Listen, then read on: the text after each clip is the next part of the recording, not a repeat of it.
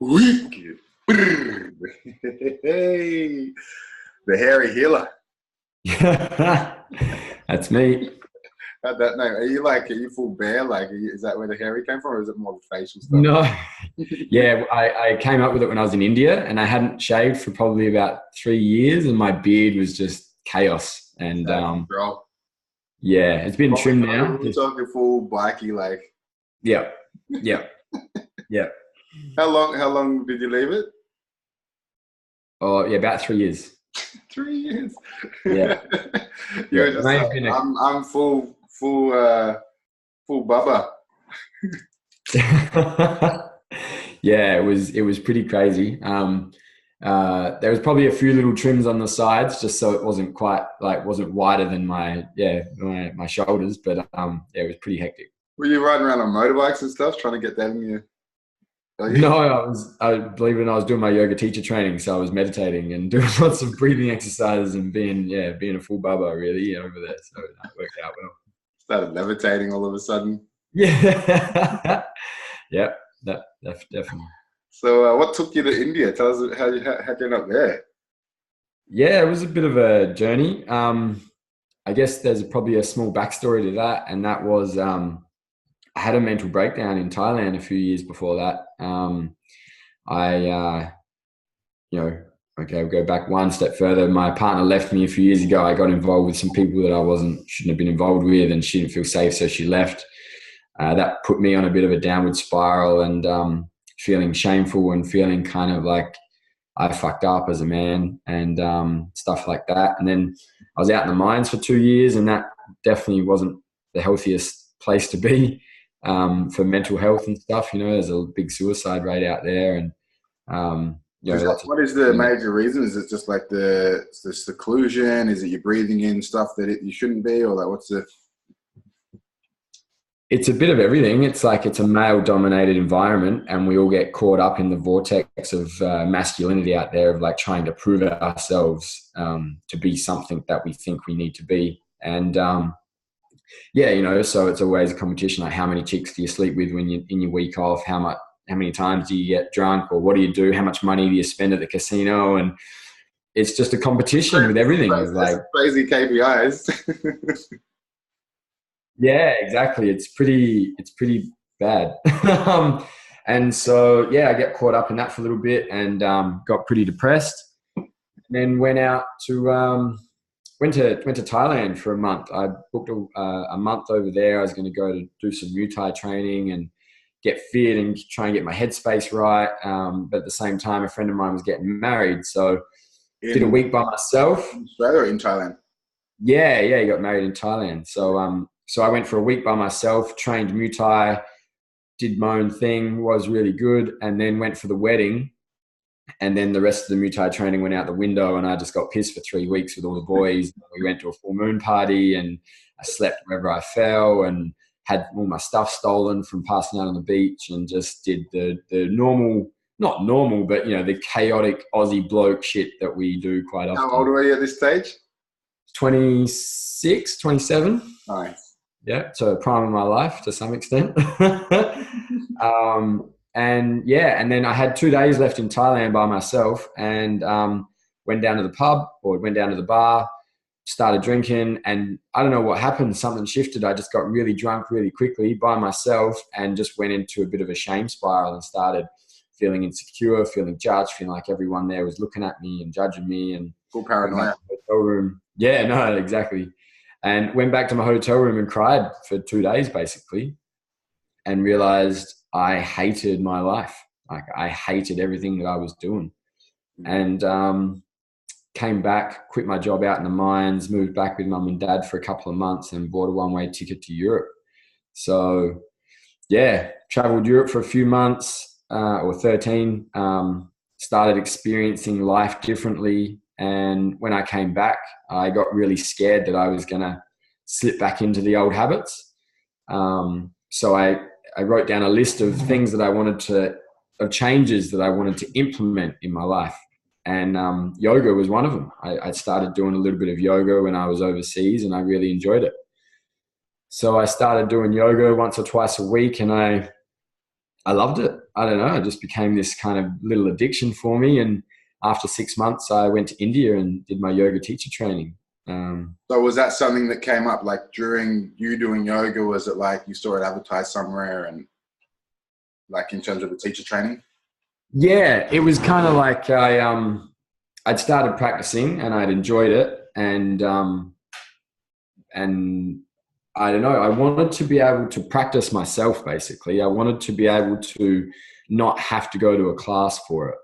I wanted to be able to, you know, wake up in the morning or come home from work and do my own flow and not have to go and go to a class all the time. Self-sustainable. Yeah. So I'd had a look online, and, you know, there's hundreds of yoga teacher trainings all over the world. And I'm a bit of a tight ass, so I tried to find the cheapest one I could. Believe it or not, it was in India. So I went over there and did a 900-hour, 3-month yoga teacher training course. Nice. And what was that like? Yeah, that it kind of shattered me, to be honest. You know, my beard grew out and my hair grew a bit longer. But what it did was I actually met people from all over the world who had never met me before. Yeah. So they had no connotations of what my past was. You know, they didn't know that I used to be an Aussie party boy that drank piss every day and took heaps of drugs and you know, tried to sleep with as many women as I could just to prove my own masculinity. They just met me on that what I was when I got there, and we spent 3 months together. And in that, we created beautiful friendships. And there was I remember the moment we wrote down on a piece of paper the attributes that we saw felt in everyone else in the course. And then someone put them together, and you got a piece of paper with the attributes that everyone wrote on there, but you didn't know who wrote what. And I just had ones of like compassionate, caring, friendly, like doesn't, you know, so carefree. And not one was he's a wanker, he's an asshole, which is what I was used to in my past. Yeah. And so that actually really cracked me on the inside. It actually made me change the way that I view myself. Having that external kind of reflection and that validation. Actually, maybe it's like seeing yourself from the eyes of others can definitely, I guess it can shift our own perspective on how we look at ourselves, for sure. Yeah, especially when, you know, like I said, working out in the mines and being a bricklayer and playing Aussie rules football, we grow up with that Aussie mentality of, you know, we all give each other shit because it's fun, and it's, you know, and there is a time and place for it, don't get me wrong, but sometimes when we do something long enough, that's what becomes our new reality or our normality. I look at it like a groove, like a vinyl. Like if you've got a wax vinyl, you know, and you put the needle in the groove, if you do something over and over and again, whether it's a thought, a word, a belief, it just digs that groove in so deep, and it just becomes so natural. And oftentimes playing in the background where you don't even realize it's playing, especially if it's almost like that crab in the pot, you know, turning it cold water and doesn't realize it's getting cooked. You know, it gets put in the background there, and then it takes you to actually reach a level of awareness and being able to observe what's going on within yourself to actually realize there's this pattern that's playing away that's deeply ingrained in me, and I haven't even realized it until I've, you know, either peeled back the layers or just really turn my gaze inward so I actually can look at myself and realize what I am and how I operate, so on and so forth. Because, yeah, I think that's some of the insidious stuff you mentioned. Like, you know, we don't even, you know, like those patterns you play out so long and they become you. And then it's just like, well, if it's your new normality, then why change it, right? You don't even know any different. And I think travel is huge for that as well. Like just going to new places where nobody, you know, you're nobody, or you're just this new canvas. You're not this old identity that you thought you were. And yeah, if anyone hasn't traveled, I'm like, just sell your car, do, you know, rent your room out and go fucking travel, you know? Yeah, absolutely. One of the most powerful experiences I had when I traveled was I walked the Camino De Santiago in Spain. It's a 800-kilometer pilgrimage.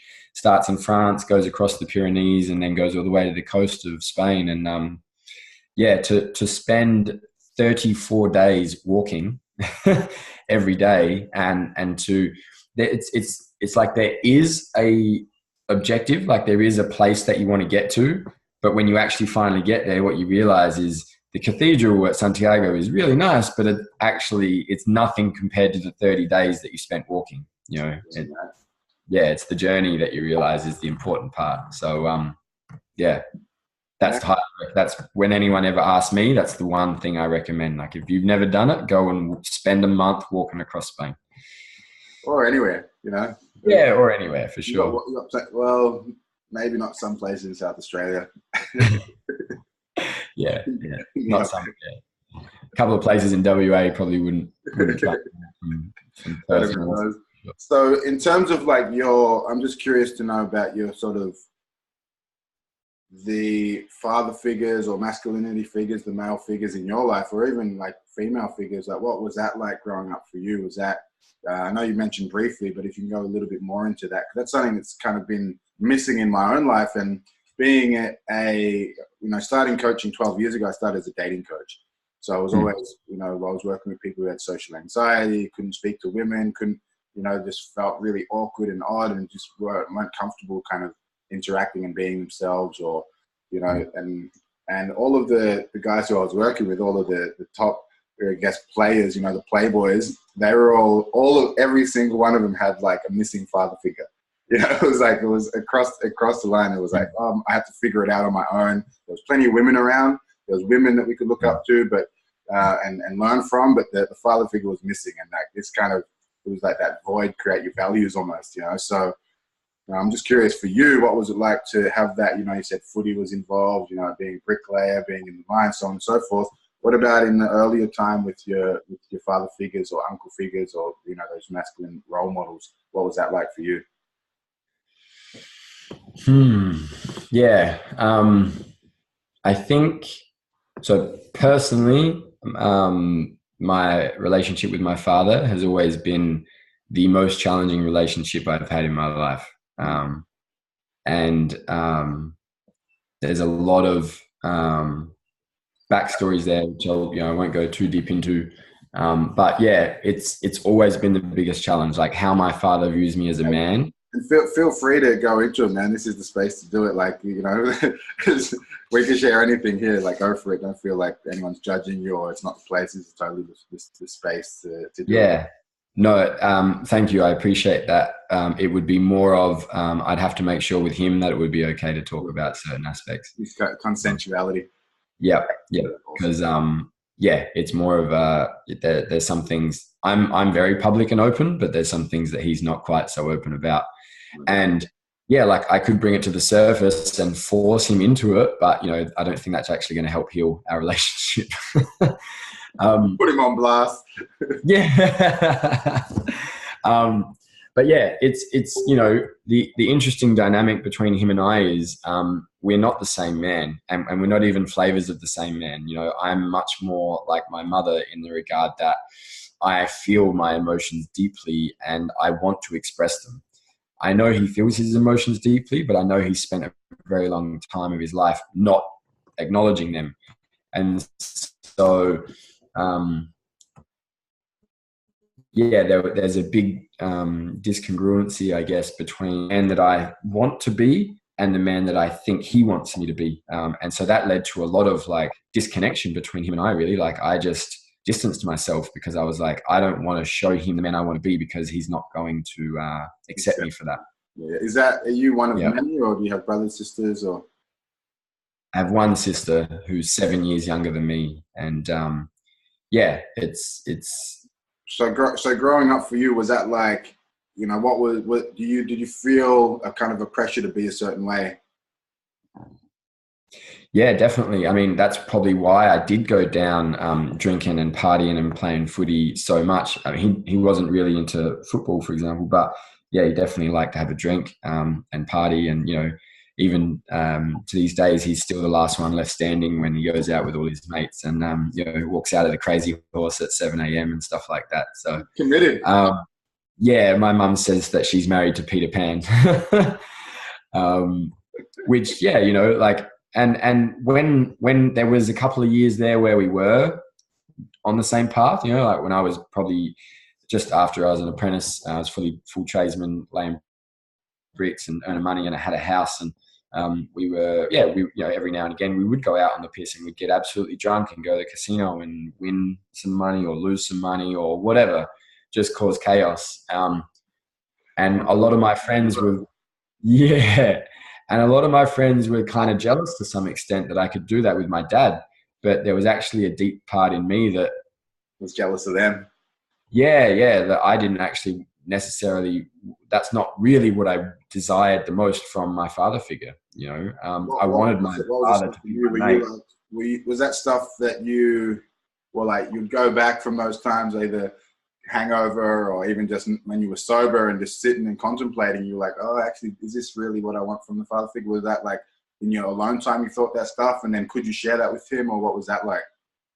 Yeah, it was challenging. I mean, it was all the time, like in the moment, there were moments when he would do something, I'd kind of be like, I just don't know if I want him here in this moment, like, because he was pretty rowdy. And so then sometimes it became a bit of a competition, like who could be the center of it, like if he was out with me and my mates, then he felt like he wanted to prove himself to the young boys. And, if I was out with his mates, then I was trying to prove myself to the older lads. And so it just kind of snowballed from that.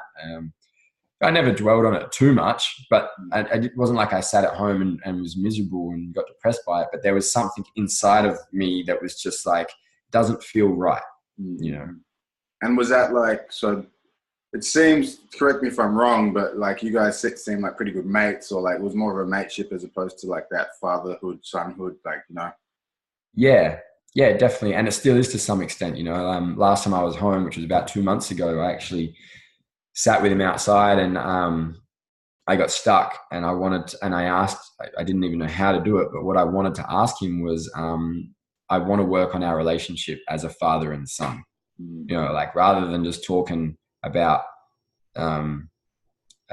like surface stuff and what we all small talk and all that bullshit. Like I want to feel like your son, and I want you to feel like my dad. And I broke down and I cried and I got emotional, and then I felt shameful for that because he doesn't cry and get emotional, and it was hard. And now that I've changed, like I very rarely drink anymore, and I don't really go out clubbing or anything like that. And our hobbies are very different. I coach men around sexuality, and I'm kind of delving into spirituality and stuff like that. And he doesn't really understand that. So our hobbies or our interests are very, very different. So there's not even that much common ground for us to meet on. And he really struggles to be interested in something if he's not interested in it. Like he can't just be interested in it for the sake of it. I'll fake it. Yeah. Which is a good quality to have sometimes, but it's also hard to be when you're the son. It's a bit limiting, I imagine. Yeah, 100%. And you like what you like. But good on you for putting it out there, man, and having that, that difficult conversation. I think that is important, to have those conversations that are not easy, that do figure us into states of where we're feeling the emotions, and we're breaking down and breaking open, because especially it's so easy it's almost like, well, it's not necessarily broken, so why fix it? It's just like, well, with that surface level stuff, it's like, well, nothing's actually wrong. Do you know what I mean? It's just this, but if you have that feeling, you're like trusting the gut and going, actually, maybe this isn't quite what I would like to experience. So then it's like, all right, cool. How can we create that and open up that dialogue? Especially, I can relate too, because, it's a similar deals with my father, but I don't really feel pressure from him to be any kind of way. But in terms of just connecting with him, it's very kind of a surface level stuff. We have our particular topics. We'll talk about cricket. We'll talk about the family. We'll talk about health, where you're at with that stuff. And it's like, it's just a small spectrum of area. It's not like, here's what I'm feeling about the X, Y, Z. This is what I'm going through in this space, in my heart space, in my emotional space. And, this is what I'm even thinking about. It's not necessarily even talking about ideas with him that I have. It's just like, there's a small little thing, not necessarily broken. And there's not really an urge necessarily for me to do anything about it. But I imagine, as you were talking to me then about, I didn't even know how to approach it. I could totally relate. It's like, how do you even broach this discussion with someone who's not necessarily that interested in it, Yeah, it's a challenge sometimes. is I know that there's people doing that kind of work as well. Like it's not like, again, they call it maybe like healing the family wounds, or they call it, you know, like these kind of ideas. But there is people who facilitate spaces for that. You know, I've had a girl on here, Chrissy, fireman Charlie, who does work out in Peru actually. She stays out there and works with plants, not necessarily psychedelic plants, but a whole bunch of different plants. Yeah. That are for, like, yeah, connecting to earth, connecting to family, connecting to your ancestors, and really healing the, you know, that family unit, because she believes that, you know, if the family unit's strong, then that the community from that is going to grow. You know, everyone. It's the idea of, you know, if 1,000 people in a community start meditating, that changes the whole community. You know, it's a similar sort of vibe. Yeah, definitely. And I mean, when you think about it, you know, we are the average of the 5 people we hang around with the most. You know, we're a product of our environment, and our parents are our direct link to our environment when we're young. You know, they teach you how to think and what to say, and so any wounds, anything that they have from their past does get passed on to you. It might not be exactly the same flavor, but it definitely does, you know. So yeah, I definitely believe in doing, from what I've heard, it's called ancestral work, you know, work on the ancestral line. And yeah, I think there's definitely an avenue for it. Like, and I think it's really important. And I think healing yourself first, or going through your own wounding or triggers, or, you know, people call it self-development. I like to call it self-demolishment, because you're actually demolishing what you believe to be yourself, and actually finding out what's in the center of all of that. What's the resonance that you really want to vibrate out into the world. 100%. What was the reaction when you broke down? What was his reaction? Was he kind of shrugged, like, "What's wrong with you, mate?" Or what was his response? Yeah, it was a little bit. He was just like, what's wrong, mate? You know? And I was just like, I don't know what to say to you right now. Like, he's like, I want to ask you for help, and I don't know how to ask you. And he just looked at me. He's like, just ask, you know? And so, yeah, you know, we opened up a line, and it was really hard because we've had 2 conversations in the past where both times he was really drunk, where he actually expressed deep emotion, you know, like real deep emotion, where we cried and we hugged, and, you know, that deep connection that we all crave for as humans, not just from our parents, but just from everyone. You know, we want love. At the end of the day, as humans, what we desire on this planet is deep love. Yeah, and I've received that twice from him in those moments, and they were beautiful. And so, you know, but we have to remember, obviously, that we give that to ourselves at the end of the day. But yeah, so anyway, we opened up a conversation, and I said, look, I want to work on our relationship. And, you know, he said, well, you know, so do I, but, and then, you know, some excuses came in. Oh, you know, we're different guys, and, you know, you do this and you do that and I do this. And he's like, I'm not upset, you know, I'm not upset that you don't drink and that you don't like to come to the cricket and get fucked up with all my mates. You know, it's unhealthy. So I'm really proud of you that you don't want to do that.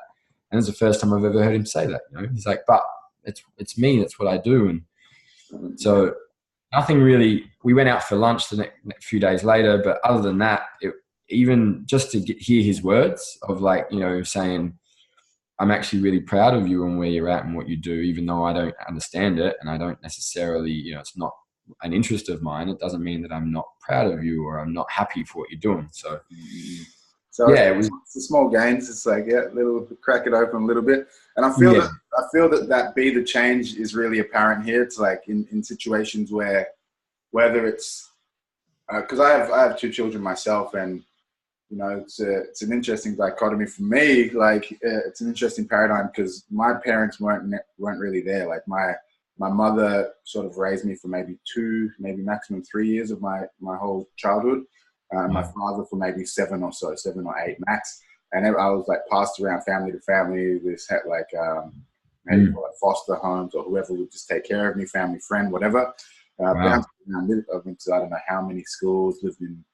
I've lived in 100 houses, probably between 50 and 100 different houses. Like, so in terms of having that figure for me, it's like, it's just, I'm just making up as I go, you know, I got to pick and choose. So the idea of, you know, cultivating that it's become for me really important. Like I'm really loving just getting to know my kids, getting to know what they like, getting to know, you know, and we just talk as much as possible. I'm like, hey, like, what do you like? What do you love doing? And let them know that I love them, I'm proud of them, and fill them with, like, you know, affirmations. I'm getting their groove, you know, that self-belief deep in them of like that they're important, they're loved, you know, not necessarily special, but just go, you can do whatever you want.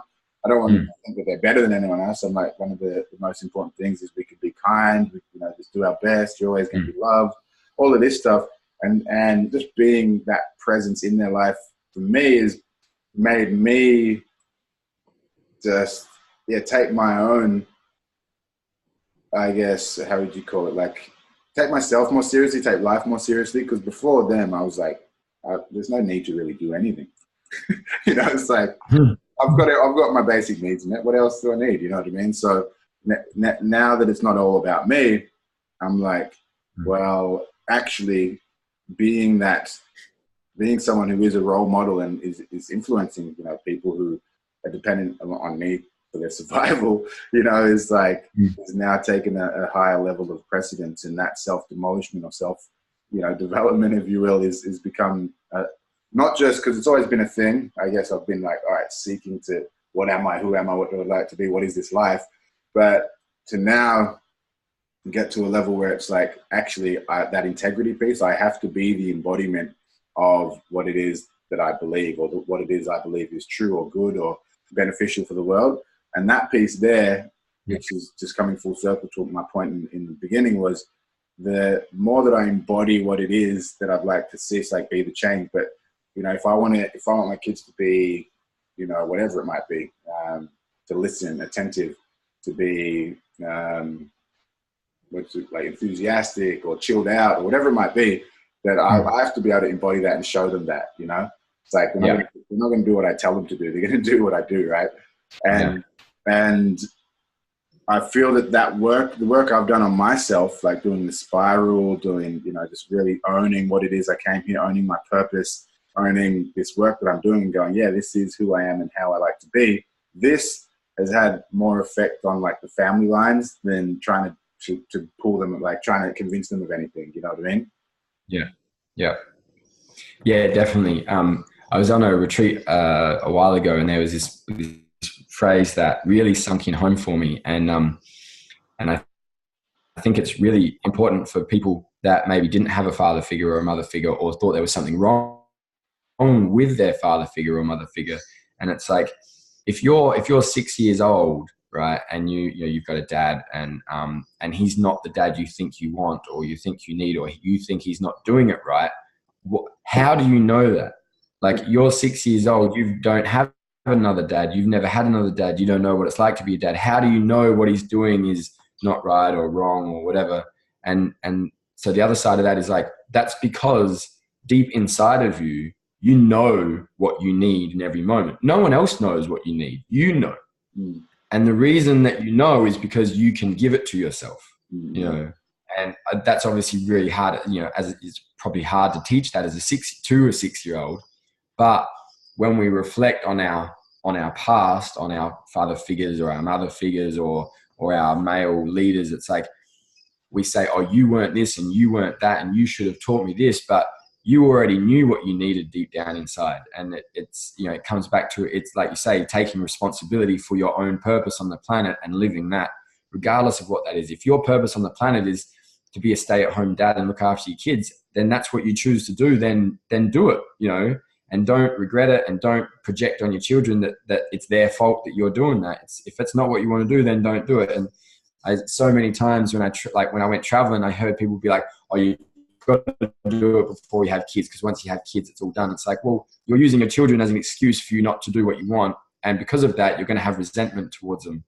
And so, you know, this is part of the kind of dynamic in families that plays out so much of, it's your fault. It's your fault. Yeah, it's always someone else's fault. And as kids, we blame the parents then, because the parents have resentment on the kids because they blame the kids that they're not doing what they want.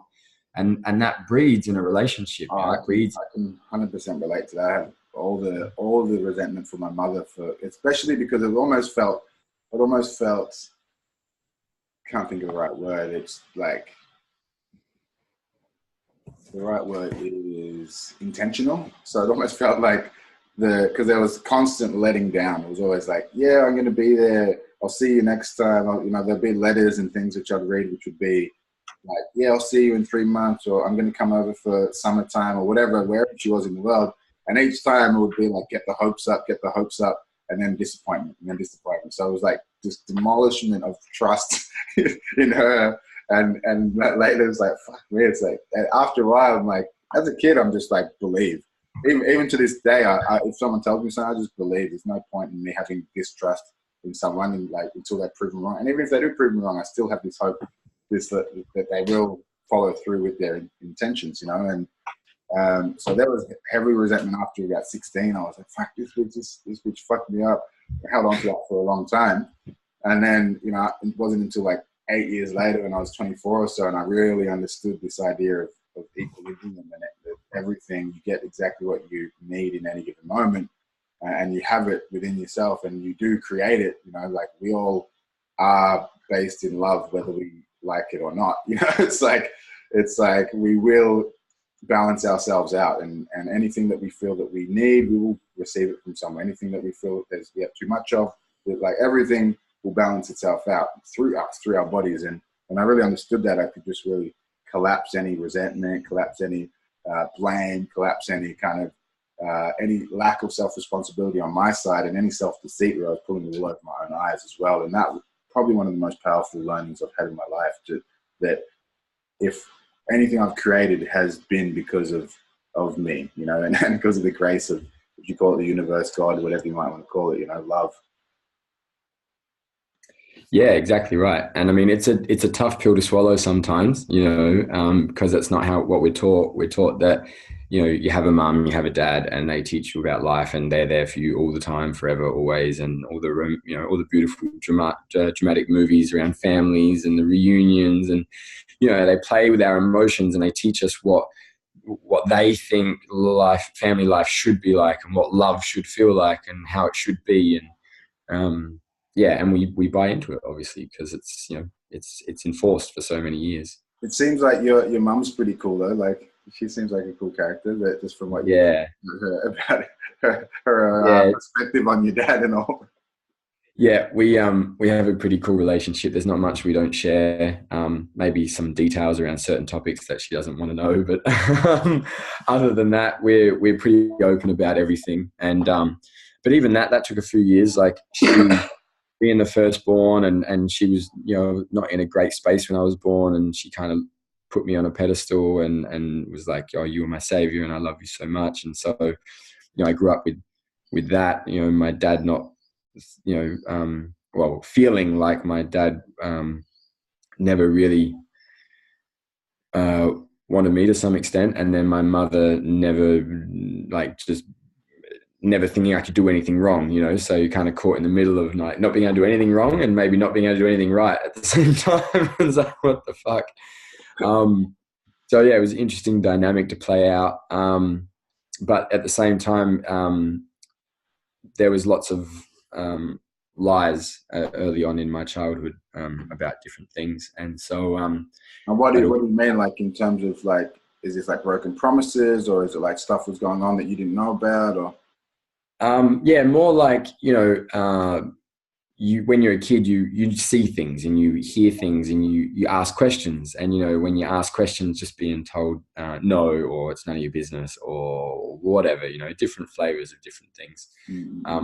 There wasn't just one specific. There's many different ways. And my dad's favorite term was, do as I say, not as I do. So it's like, hang on, you're telling me to be kind and to share all my toys, and then you're over there punching the guy out because he said something, or you know what I mean? It's like this big discongruency.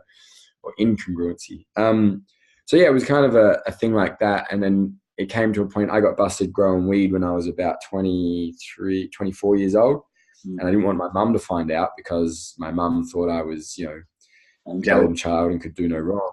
So yeah, the last thing I wanted to do was to let her find out that I fucked up. And then I had to tell her. Well, Dad told her because he was going to come to court with me, but he couldn't because he was working away. So yeah, she came. And then there was this moment of like, you know, she was like, why didn't you tell me? And I was like, why didn't you tell me this? And why didn't you tell me that? And like, you've lied to me about this and you've lied to me about that, my life. And so it was this big kind of moment for us of, yeah, like you've hidden your past from me because you're ashamed of it. And then you expect me to be completely honest with you about my life, you know, kind of thing. So she sat down and she was like, what do you want to know? I was like, I want to know everything. Like, I want to know all the things that you've never told me because you're ashamed, like, because you're scared, because you think I'm not going to love you anymore. Because you're my mum, like you're my mum. And, you know, and so since then we've just had this amazing relationship where we don't lie to each other. It doesn't mean that there's things we don't tell each other, because like I said, there's obviously details on certain subjects that neither of us would like to know. But that's that, you know. Other than that, it's good expectation management, you know, and that, you know, and expecting that level of honesty and openness and authenticity, and having that, I feel, is one of the most freeing kind of situations you can put anyone in. You know, it's just like, how good does it feel when you can just be yourself 100% in someone's company and know that they're not gonna, even if they do judge you, that they're not accepting you in that judgment. You know, it's like, yeah, even if you have a judgment, you're still gonna love me and accept me as is. You know, it's nice when it's non-judgmental as well, and you don't feel judged about it, but then you don't feel like a tension or a need to hide anything. And that for me is one of the most freeing feelings, you know. And it's and in saying that, it's like one of the things that I try to give everyone who knows me is like, I just feel like so comfortable just being around you. So that's the idea, you know? Yeah. You should be able to feel like this all the time with everyone. And that's actually a really good kind of gateway into, I guess, the coaching that I do with men. It's the same thing. It's like, and just like you said, you were a relationships coach early on. You know, my mum and my dad are the people that I love the most in the world. You know, like they're my father and mother figure. And at what point in our lives do we become so scared of our mother and our father's judgment that we no longer become honest with them, and vice versa? Like, when, as a mum and dad, when do you become scared of that your kids are no longer going to love you if you don't tell them the truth around, like, yo, look, you know, like, I messed up when I was a kid too. Like, I made these mistakes and I did this and I did this and I learned. And that's why I'm telling you this now, not just you need to do this because it's the right thing. And it's the same thing in relationships. So when you have an intimate other and you start to open up to a deep space, a deep loving space with them, it's like all of a sudden you can't tell them certain things about you, because now if they find that out, they're not going to love you anymore. And this is the thing. It's like we are so suppressed from real deep love. In our moment we get a flavor of it, we shut down parts of it and we try to hold on to it, and we can't tell anyone anything else anymore, because if we do, you know, like some of the biggest issues I speak to men about is like sexual desires and fantasies, and they don't feel like they can communicate that with their partner, because if they do, their partner's going to think they're weird or a freak or whatever. And it's not just men, women are exactly the same as well. It's a, you know, common dialogue problem. And it's because we're so scared of love being taken away from us. What's a subtle way that, because in saying that, I'm like, this is something I'm very hyper aware of, when if my children do something a bit, you know, like, it's like not on, that's like, they do something that's just like, you don't hit that kid, or you don't bloody crush the other kid's thing that they just built, or whatever it might be. These are specific examples that have come. I'm like, you know, connect with them, go, hey, how, you know, put yourself in their shoes. Why don't you communicate and ask them if that's okay? I wanted to know that it's like, I don't try to put them away or make them wrong for it. I'm just like opening a dialogue, because that is the subtle way. It's like, oh, you yell at them or point them, make them feel bad and get them all like, oh, what have I done? You know, and get them in tears. I'm like, hey, have a think about what you're doing for a second. And I always am guiding them to go, hey, what were you thinking? What are you feeling? And how can you communicate? For me, that there is like, I really don't want them to feel like they're wrong or they're not accepted or not loved for whatever action they've taken, you know? Yeah. I mean, it's one of the things that led me to my journey. Actually, I was in a Buddhist monastery meditating, and I, you know, was like questioning my father and my mother and how they raised me. And then I was wow, how hard would it be to raise a child, to teach them what they are and aren't allowed to do, like say, like hitting someone else is wrong or smashing their sandcastle and stuff. So how do you punish a child, but without punishing them in a way that makes them feel like they can't be expressive? You know, to teach them that emotions and feelings are perfectly okay and normal and they're welcome, but how to manage the expression of those feelings and emotions in a way that isn't going to harm anyone else or affect the way that they move in the world. And it's really challenging. Like I didn't, you know, the only epiphany I had was you have to be an example, you know. So yeah, like obviously you can't go and hit people and you can't break down people's sandcastles. But then, you know, in practical sense, how does that work? I watched a video the other day of a man talking to his daughter, like, you know, you're angry right now and that's okay. You're allowed to be angry. You can be angry with me. You can be angry with mum. You can be angry with your brothers and sisters, but to hit someone or to yell at someone or to, you know, whatever, like that's not okay. Like you have to take responsibility for your anger. Now, why are you angry? And she's like, well, because you called me a name. And she's like, okay. And he said, okay, well, I'm sorry for that. Like I was teasing you, but I didn't mean anything by it. But if you, like, rather than hitting me by saying, Daddy, I really don't like when you do that, I now know that that's your boundary and I will respect that boundary. And, you know, I won't say that anymore. And, you know, and it was a really beautiful video of a way that I guess obviously because the dad has to take responsibility for doing the wrong thing as well. You know, like we all get caught up in the moment where we, like I said, in the Aussie tradition, we give each other shit and we ridicule each other. And, yeah, but it's really important in those moments to find out where your boundary is or if someone else has a boundary and to honor that in the moment. And, you know, it's easy to override and go, oh, we're just having a joke. But it's like, yeah, but the more we joke about something, the more normal it becomes, you know. So, yeah, I can't give you an exact answer, but that was a video that I saw. 100%, I'd love to see that video if you can flick us a link to it at some point. But I guess for you, because working with you know, these guys you're coaching and sexuality, are there subtle ways that people are treating one another, like, you know, behaviors that they're expressing, or within relationship, or whether it's like they might be single and looking for a partner or whatever, and, you know, there's this like, that is wrong, or there's a judgment, or there's a, you know, you're essentially the communication is, you're not going to be loved if you do that. You know, it's like, I'm going to take it away from you, or I'm going to punish you in ways that are not beneficial, or, you know, that are quite violent, if we call non-violent communication, that are abusive or like separationalist, if that even is a word in this, you know, it's not like inclusive. Is there any in your own life or in what you've witnessed in the work that you do where people are kind of unconsciously hurting one another or abusing one another in these ways? So like my own common thread is to, like, if something happens, so I guess it plays out in the whole, a man is the male role model and the female is the female role model. That's the old paradigm, and it's still pretty common in our common culture. And so for a man, it's like, I know from my experience, it's like if I started to feel emotional and I felt like that wasn't acceptable, then I would feel angry instead. And because anger in a man is more acceptable than vulnerability or anything else. And so in that space, I would, like, energetically or physically sometimes really shut off from the person I'm interacting with or the people around me, and I would distance myself, and then the tension would build, and I would start to get really tense in my body and physically kind of cramp up and congest, and like that's just a volcano. Like you're just suppressing something and building something up until, you know, something happens, and then eventually you hit someone, you leave your partner, you know, like whatever it is, and that's quite,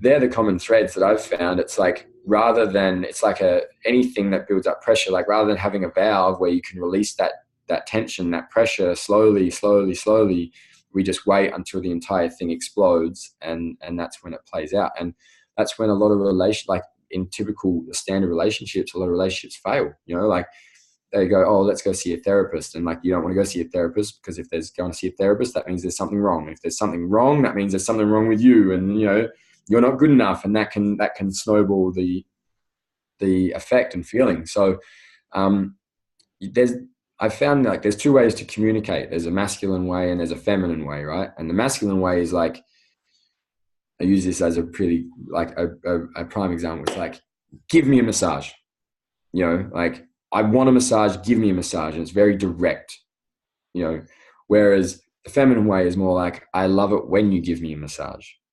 So it's like an indirect question, so and it can be seen as manipulative, because you're not really asking for something, but there's a time and a place for it, and the time and a place is when someone is contracted and when someone is frozen, or when someone is in a place where that coming at them very directly isn't actually going to help because they're so blocked from their emotions, from their feelings, from any and common sense, whatever.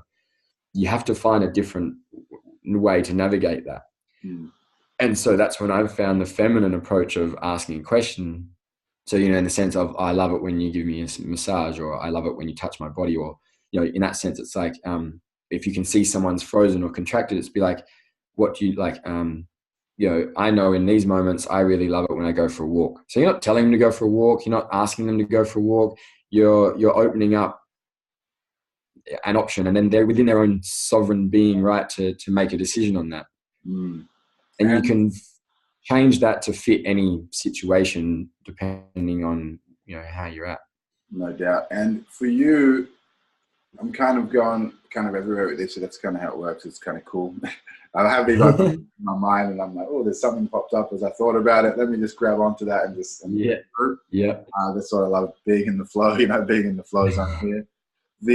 This concept of like having a principle. The principle there is, that masculine way or the feminine way of expressing. There's two different ways you can go about it.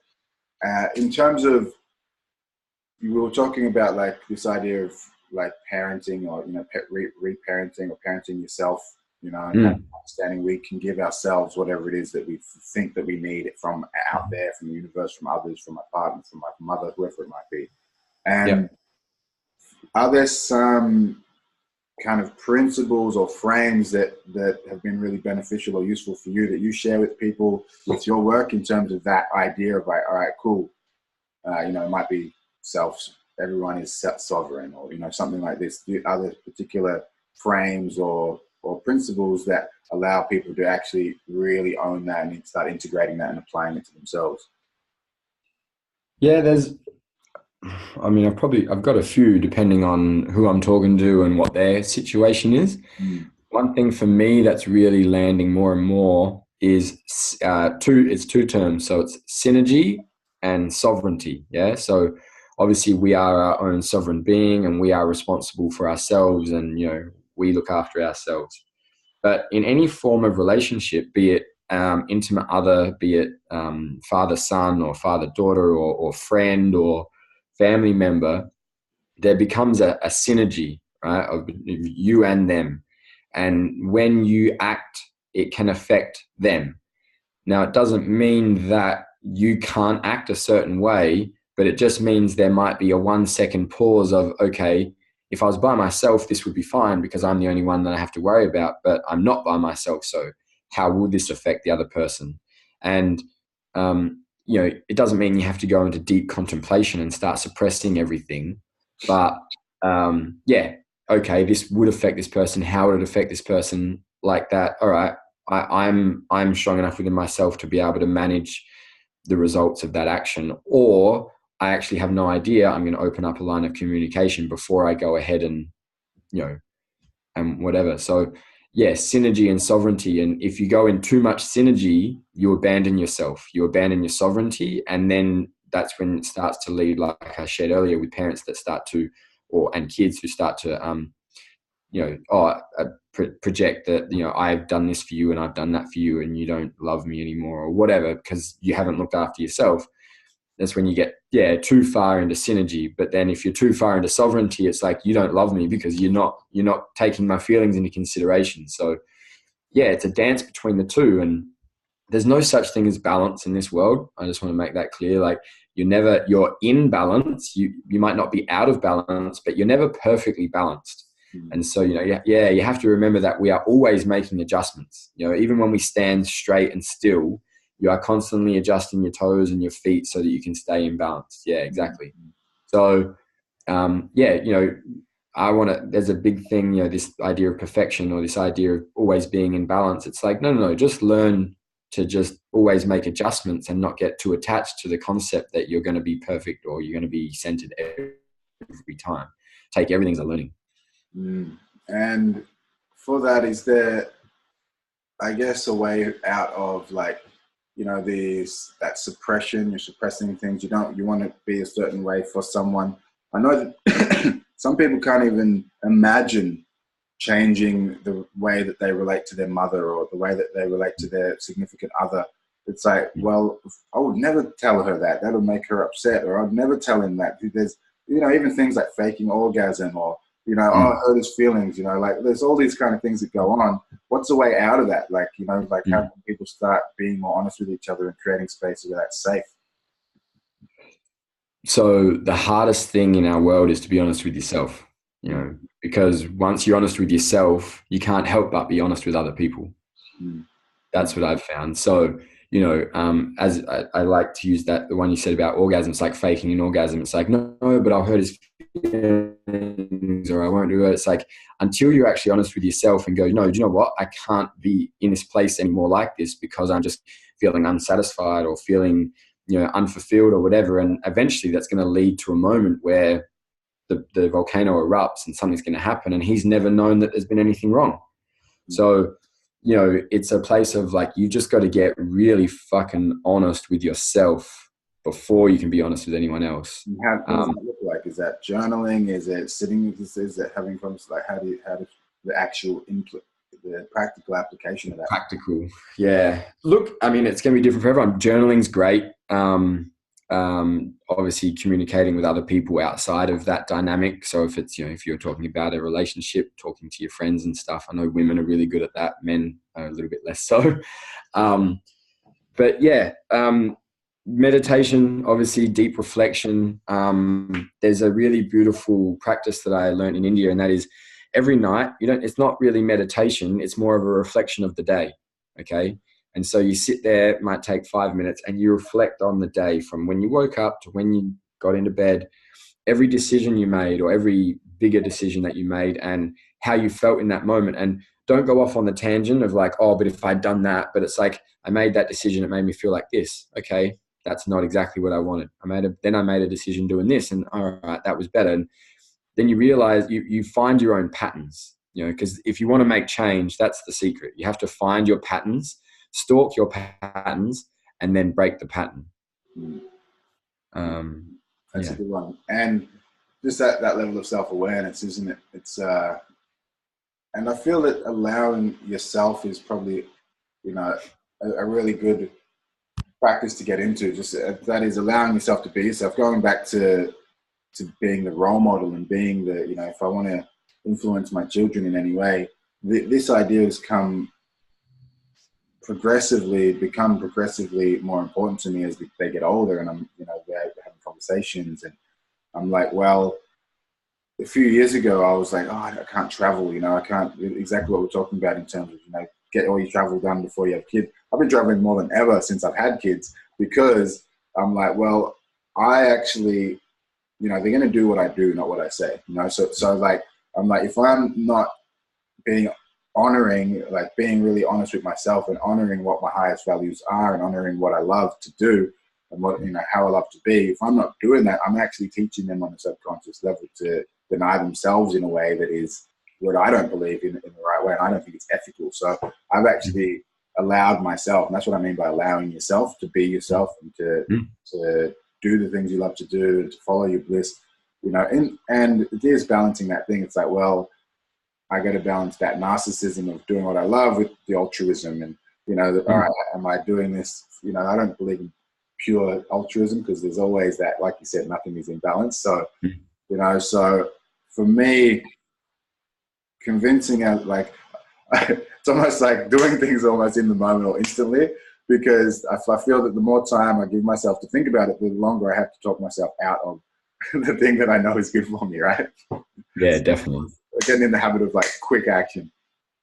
Yeah, definitely. And like, it's like going with the flow, you know, it's the same concept. It's like, you know, structure is good. Structure is really important on some aspects. We need it so that we can exist, and stuff like that. But like to have every minute planned or every hour planned, it's like, yeah, you don't leave any room for anything that the universe is maybe trying to teach you, or anything that pops up, you know, like we will have those moments when something pops up and you're like, I've got this meeting, I've got this, whatever. And, you know, yeah, you've got to be in the mystery of life sometimes, because, you know, that's where all the fun happens.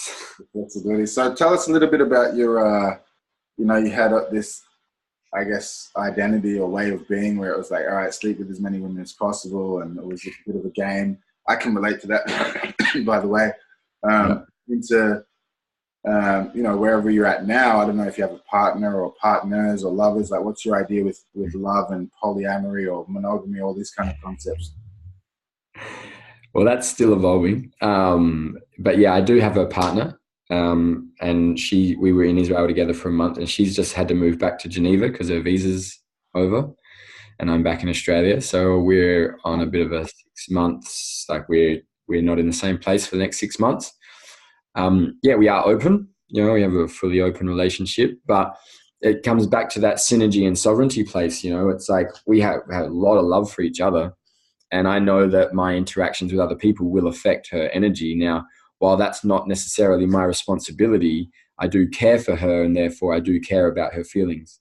So it calls me into integrity with other connections outside of our relationship, and vice versa. You know, same thing. Like, just because we're open and I love her and I know that I can be with other people, doesn't mean that I feel juicy and lovely when she's with other people either. So, you know, we are working on this dynamic of synergy and sovereignty in our relationship. Yeah. And, you know, love is, look, I don't know, you know, I'm on that journey. You know, I've been exploring it for quite a while now, probably for about 3.5 years. I've really been exploring love and connection and intimacy and sexuality and what it means. And, you know, we both work in sexuality, so we're both intimate with other people for professional reasons sometimes, you know, like we give tantric massages, so yoni and lingam massages and sacred spots and stuff like that, you know. So tell the listeners who don't know what they are, what that means. So a lingam or a yoni massage is a massage of the genitals. A lingam is a cock, and a yoni is a vagina. And so, you know, they generally go for 2 to 3 hours, you know, because it's a very deep personal space. So it's not something that you just grab a hold of and work with. You know, you warm up the body, you massage the back, you massage the buttocks, the legs, and then you roll over and you massage the front and the arms and the legs and the breasts. And then you would work your way down to the genitals, being it male or female.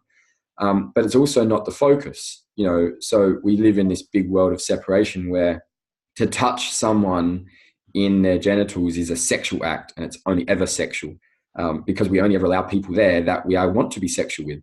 So it's, and we keep it special, and it is special on many levels, but it's also a part of the body. So to be able to receive a massage and to incorporate that part of the body into the whole body so that it feels loved just as much as your back does, just as much as your legs do, just as much as your arms do, rather than keeping it aside.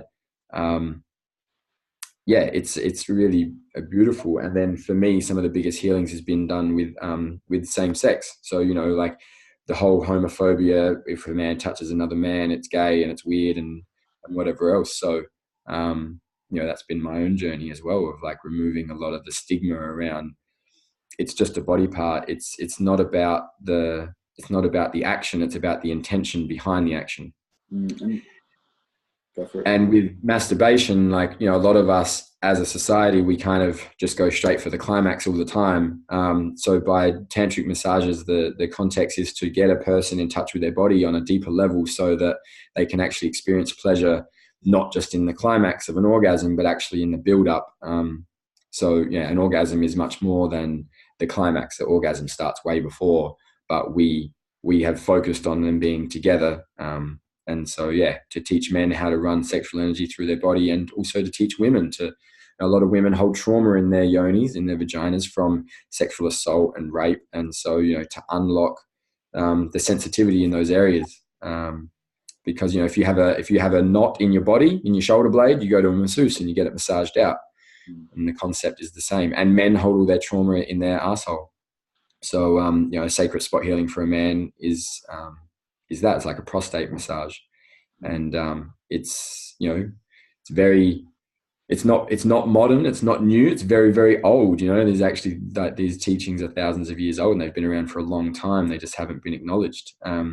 So yeah, it's to release the tension in the body, to allow energy to flow again, and to unlock a lot of the shame and fear that we have as a society around those parts of the body. And would you recommend like some self-exploration in that stuff for people to begin like easing into that stuff, or would you suggest more like, all right, find someone who's really kind of experienced with this work?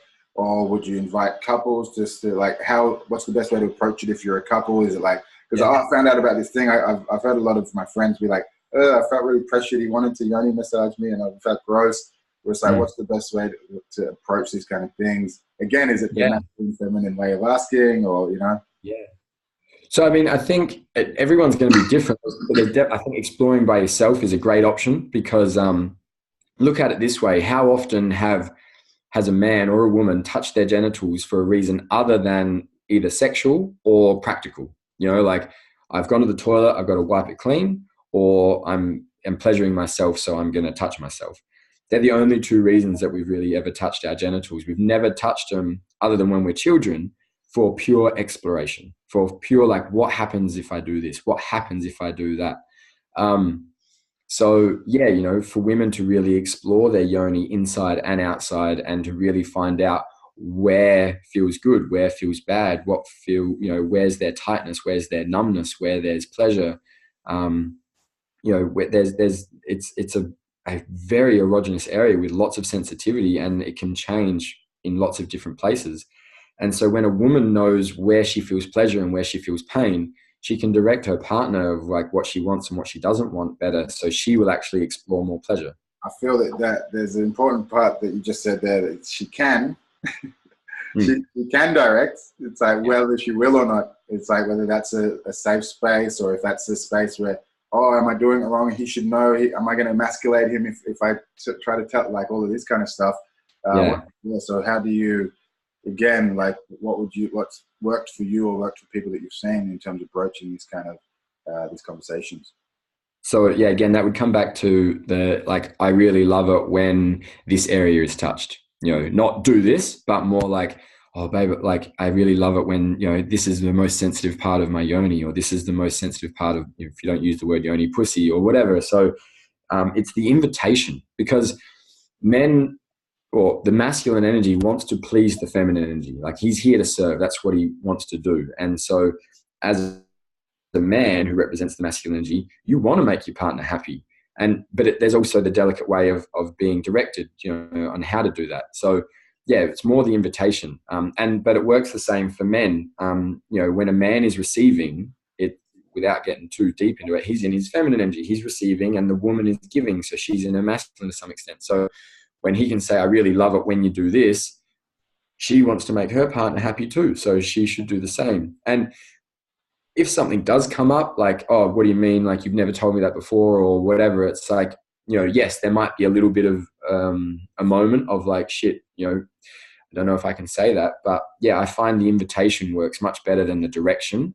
And if anything stems from that, like, open up a line of communication, or do it beforehand, like, don't do it in the moment, because that's when we get scared. It's like, if I say something now, then he's going to stop, or she's going to stop, or whatever. But, talk about it beforehand. Like, it's actually can be part of the arousal. It's the anticipation. Like, we've all sex text, and we've all, had dirty, maybe not dirty sex, phone sex, but we've all, we all like to flirt and play. And so you can drop hints very early on. It doesn't have to be in that moment. You can be like, I can't wait to come home tonight, and I love it. I really love it when you lick my balls, or I can't wait for you to, do this or whatever. So obviously, again, we learn by exercising this. So you're going to make some mistakes and stuff. And, if it's something that you want to experience, you're going to have to do some things that are a little bit uncomfortable. Otherwise, you're never going to grow and learn and develop.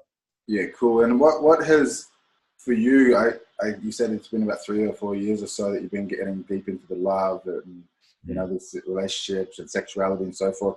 I don't know what your friend group was like, or like your peers and stuff. like, how did you make the transition from whatever it is you were doing beforehand into this world, and how has that been received by your peers? Yeah, so Aussie footy blokes that work in the mines to conscious sexuality. It's a bit of a shift. Yeah, look, it's been a challenge. Okay, I did find a different social circle. I got into acrobatic yoga in Adelaide here, and they were a bit more open because you have to be touchy to do acrobatics. It's fitness, it's strength, it's still kind of sporty, but it's into that spirit. Yeah, exactly.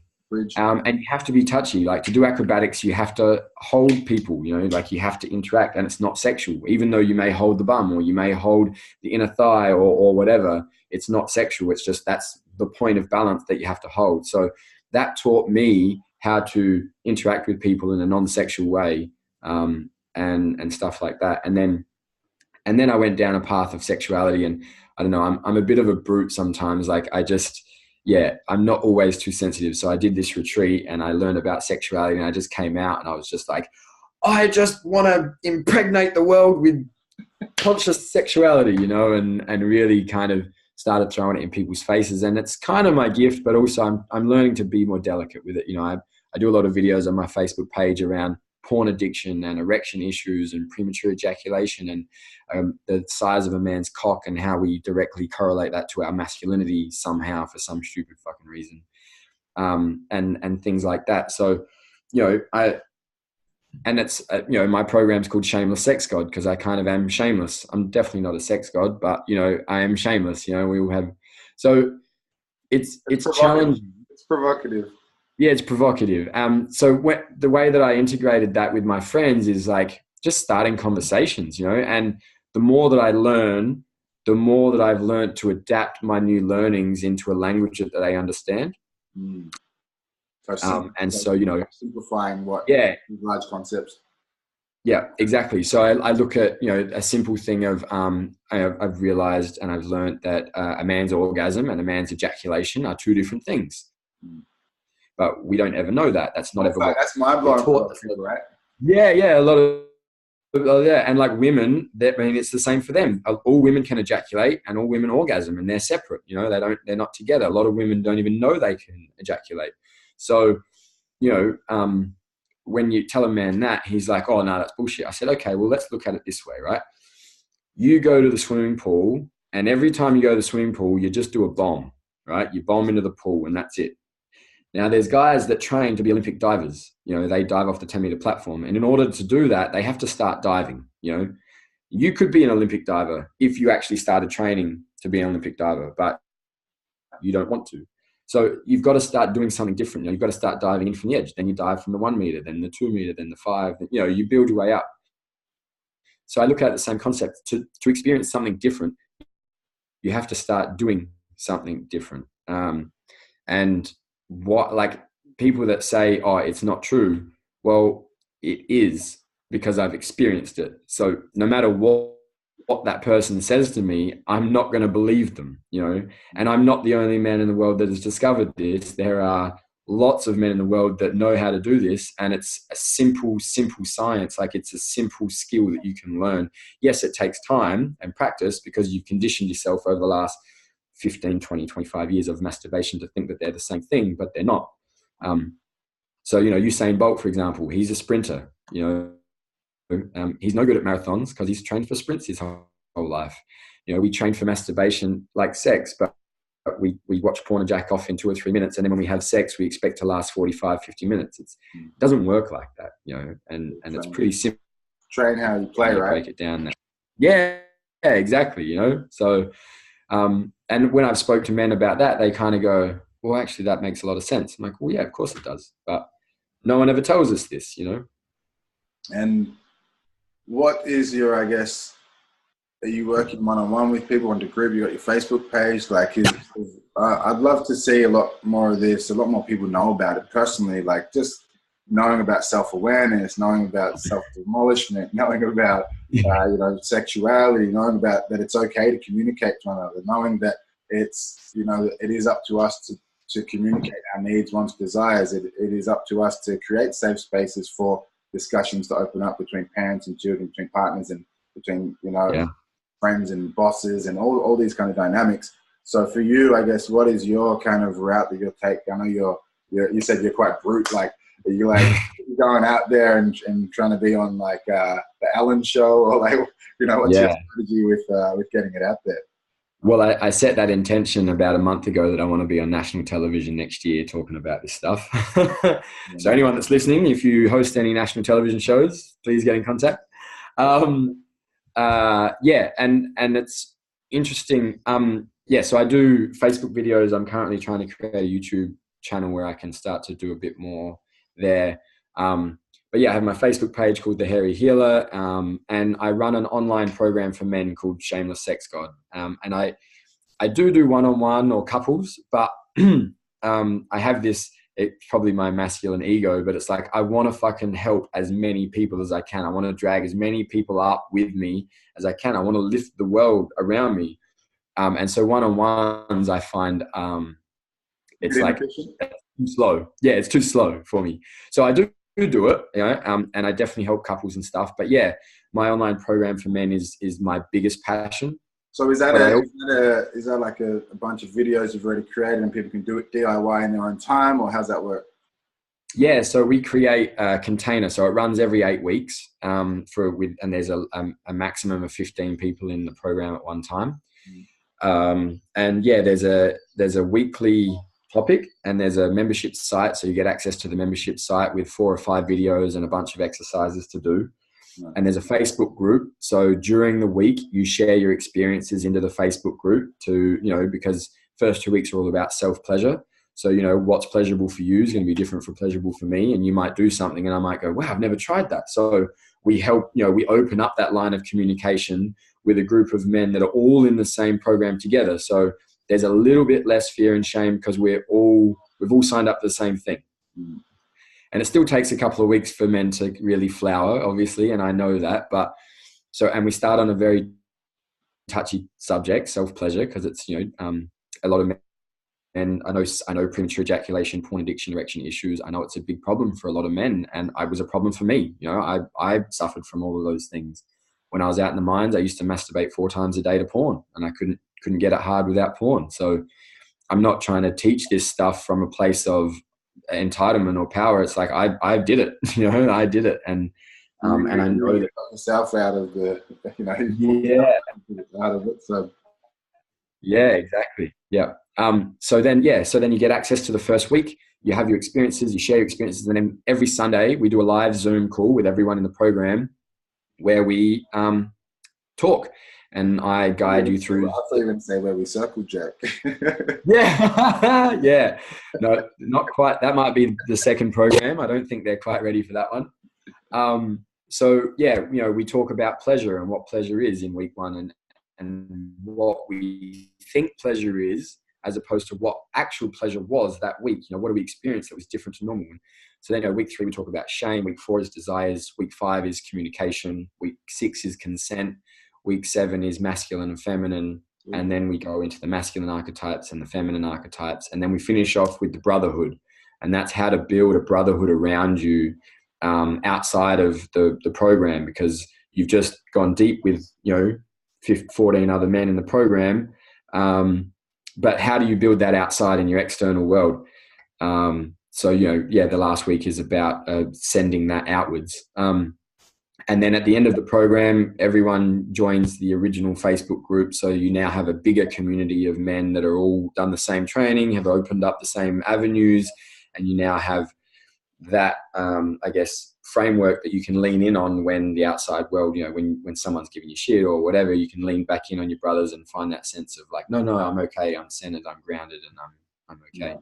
Yeah, it sounds like important work that you're doing out there, and it's definitely a model that is, you know, I'd love to see more people doing it, you know. And in terms of the feminine, in terms of like the actual women as well, like the partners, or, you know, like inviting them into the practice as well, where does that sort of come in? I know you mentioned like consent and things like this. Yeah, like, because that can often be the piece that is like, you know, there's this shame, the guilt, or the embarrassment, or, you know, like you want to hide it, you don't want to say these sorts of things, or yeah, I guess I'm just querying in how you bring the women into these kind of discussion and this exploration. Yeah. So right now, I've got 7 guys in my program that's running at the moment, and about half of them are in relationships.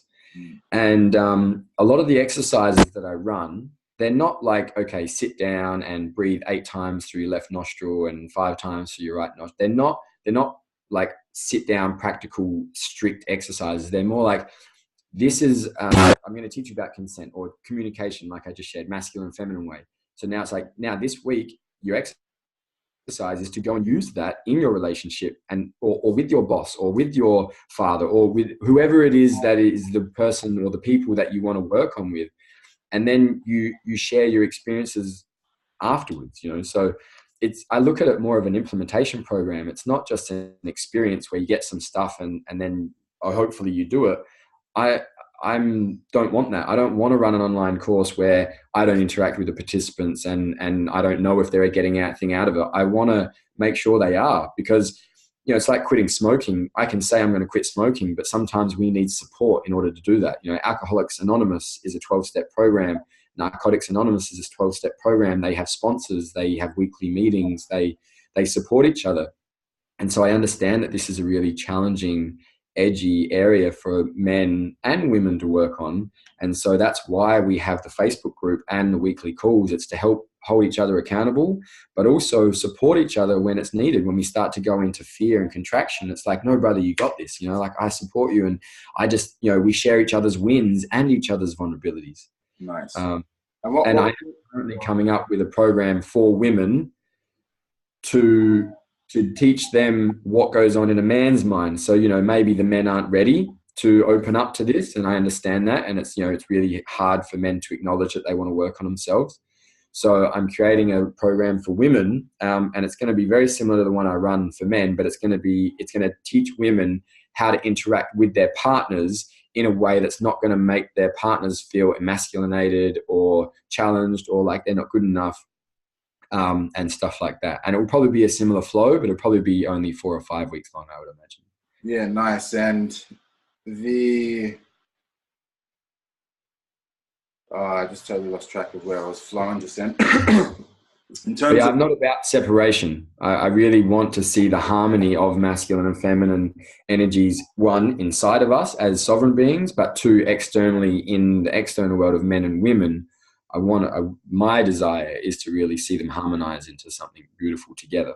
100%. And having that, I guess, the topics, like some of the practical stuff. So if someone is addicted to porn, or they find that they watch porn and they'll masturbate, girl, guy, whatever it is, and maybe they can't, you know, if they're with someone, they have issues with becoming erect, or they have issues with, you know, achieving orgasm or feeling heightened pleasure, or whatever it might be. In terms of that, you know, if you're talking like there's issues around sexuality, there's like contraction, there's suppression, there's stuff that's issues around there.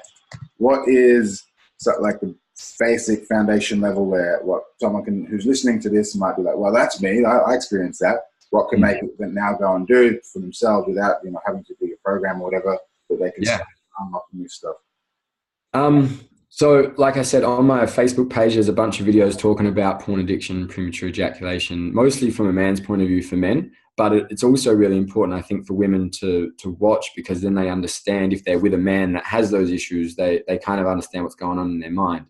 And they give a few little tips, but it all comes back to a self-pleasure practice, to be honest. Like self-love is we talk about self-love. If you love yourself, then you're okay.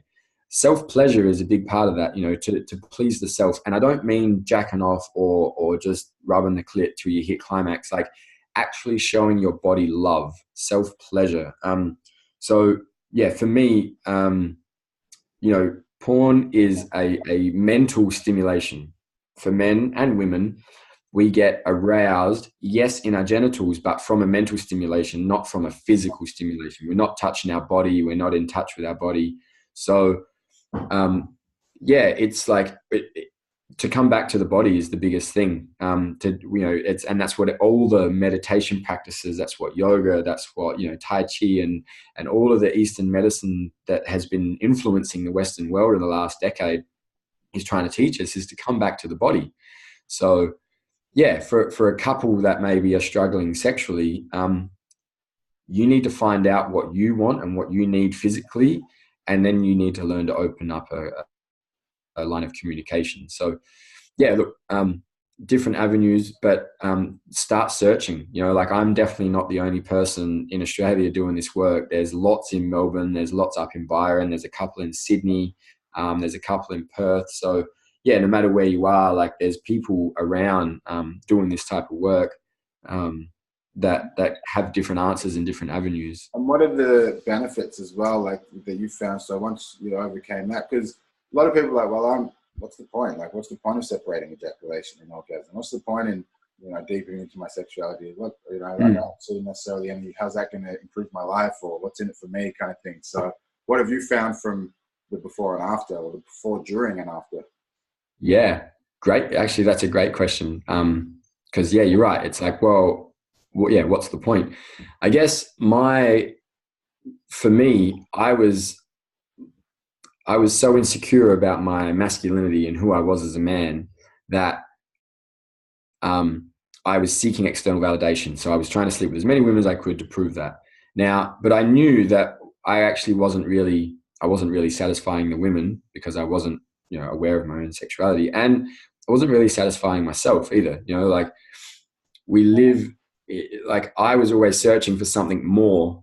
And, to be honest, after you've had great sex, what else is there that you really want? Like, I don't know about you guys, but I just lay on the floor, on the bed or the floor or wherever it was. And I'm just like, oh, I'm great. Like, someone could come and tell me something really negative, and I'm just like, I don't really give a fuck what you say right now. I'm happy. So, yeah. So for me, it's like, it's a deep sense of self-satisfaction in the world. Like, the stress of life tends to go away a lot more. And the point of removing ejaculation and orgasm, or not removing, separating,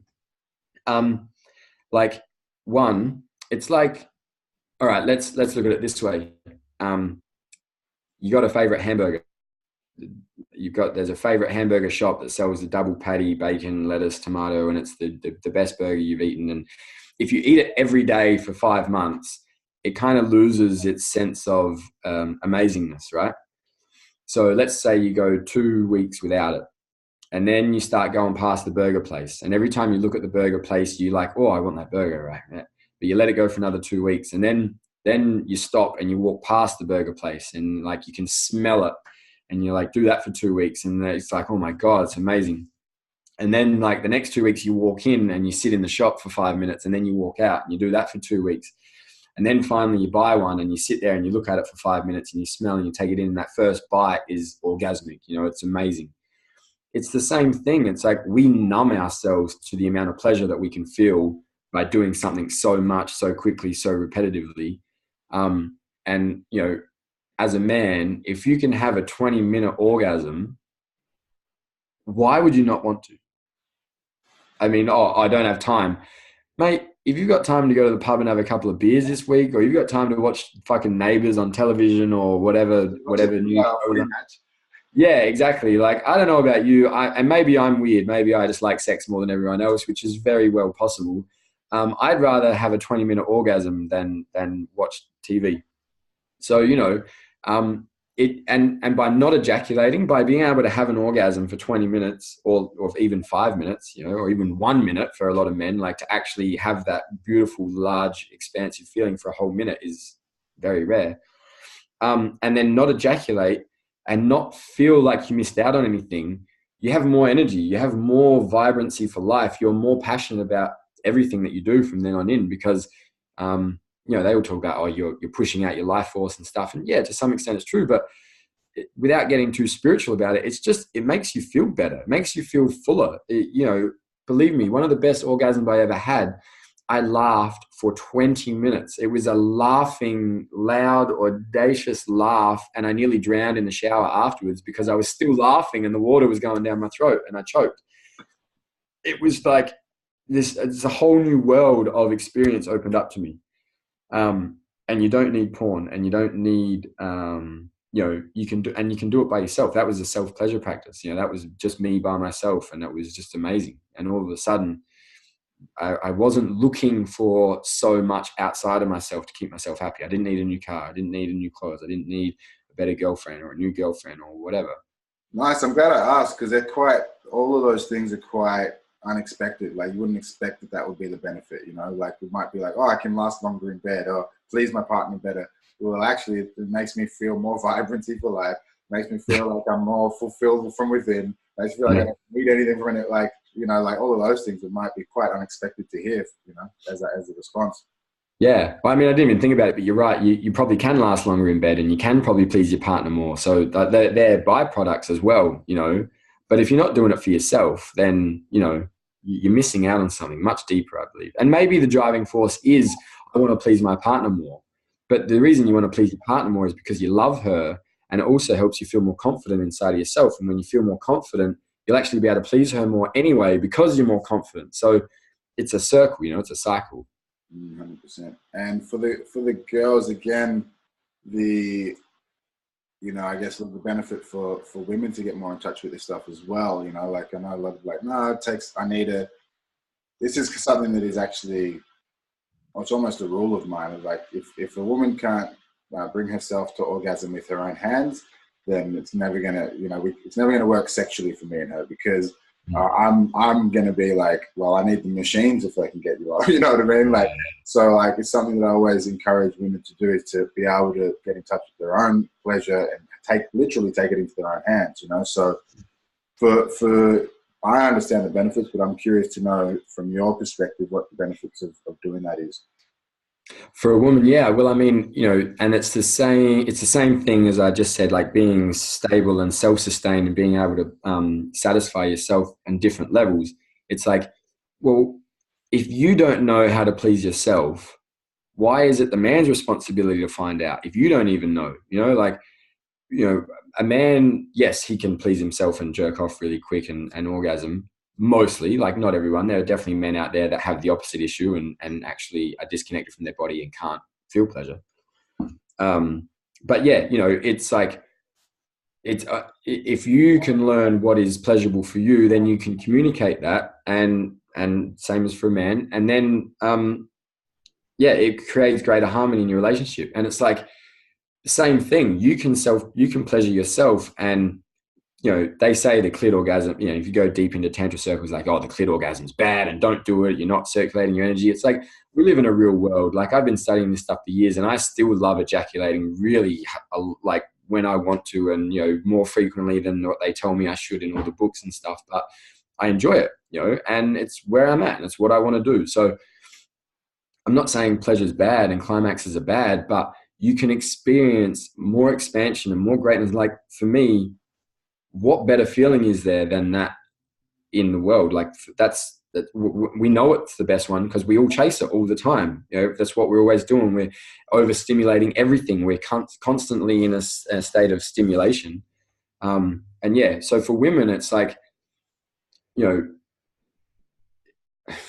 I don't want to, how can I word this in a way that doesn't sound arrogant, I guess? It's like, a woman can orgasm we can all orgasm from anywhere in our body, but a woman scientifically can orgasm from 7 spots inside her yoni and around her yoni.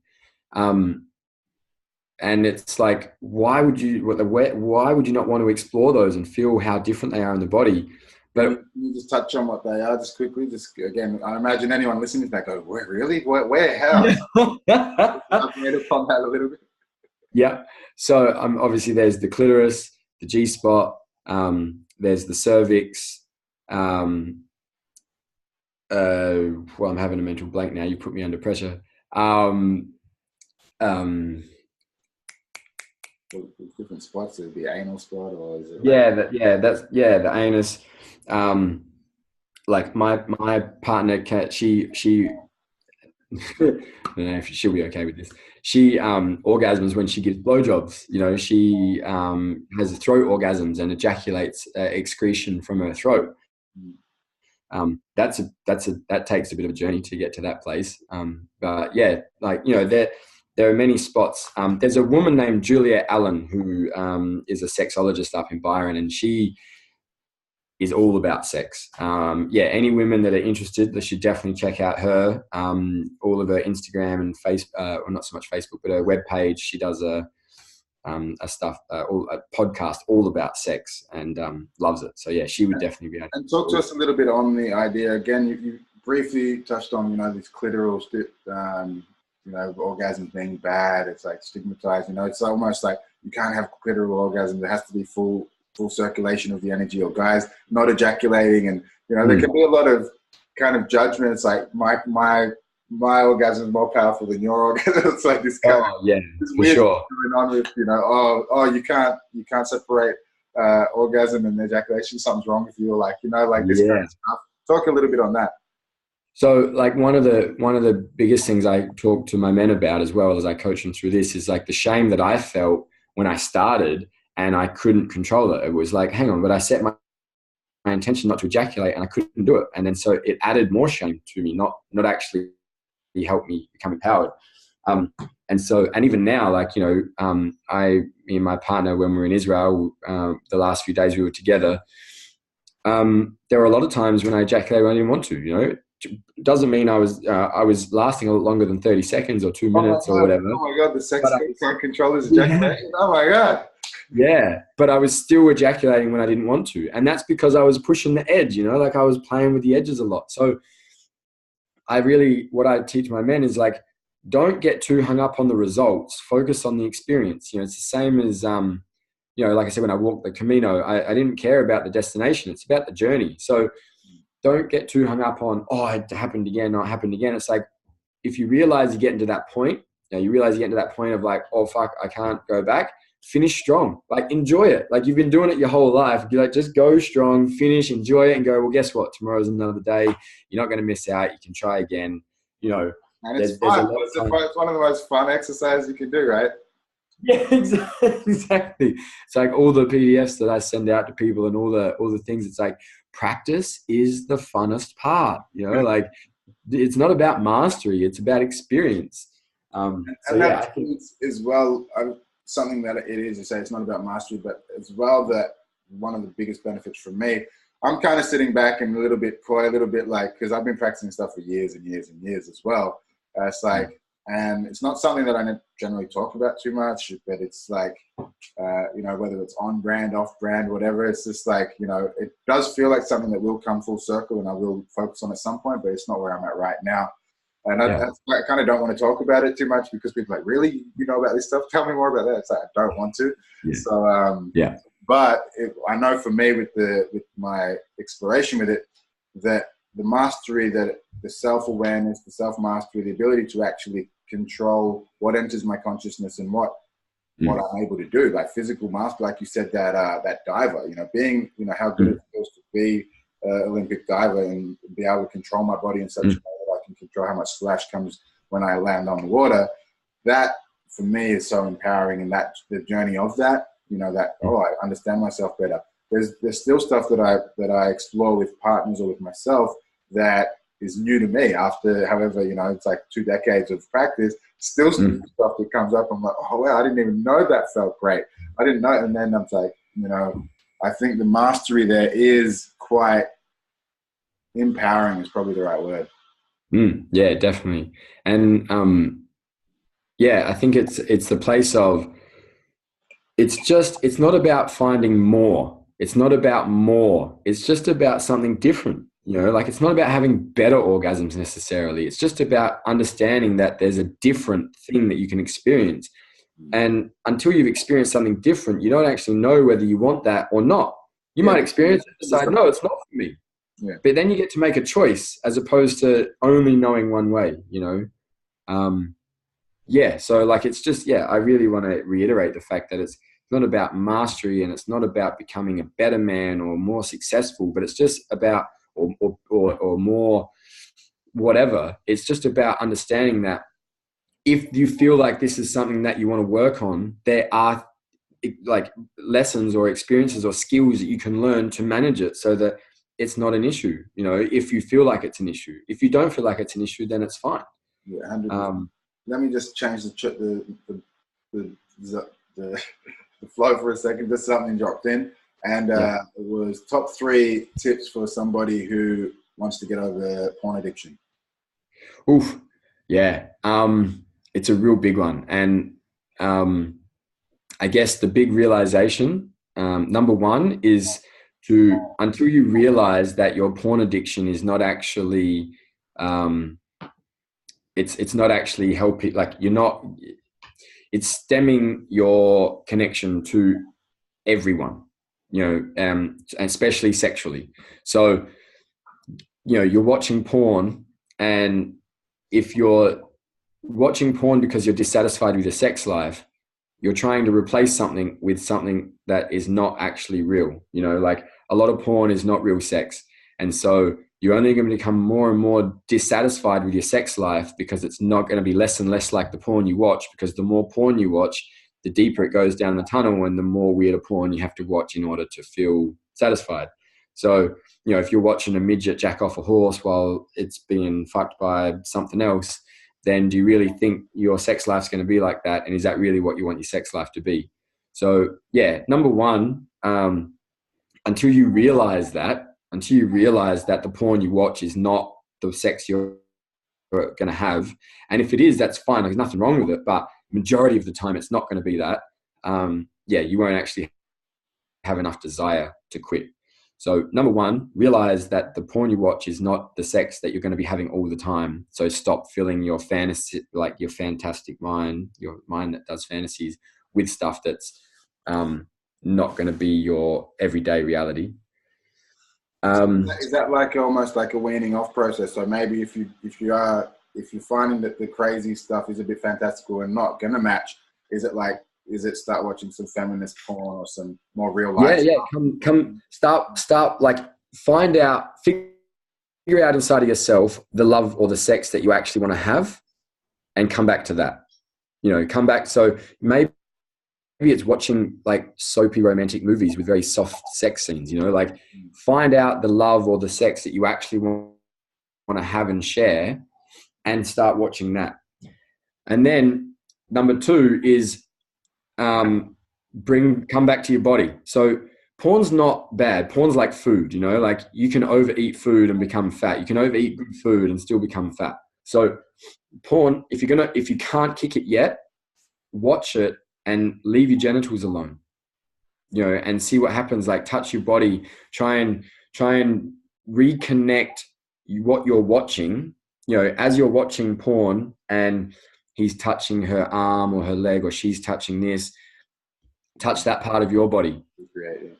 And yeah, bring the sensation back to yourself. So rather than using it as a mental stimulation, like, right, this is what I'm just going to jack off, or I'm going to finger bang myself really hard, come back to your body and try and find the connection there. So that would be my second tip. And then the third one, yeah, like it's a bit hard because I just quit cold turkey and you know, it was challenging.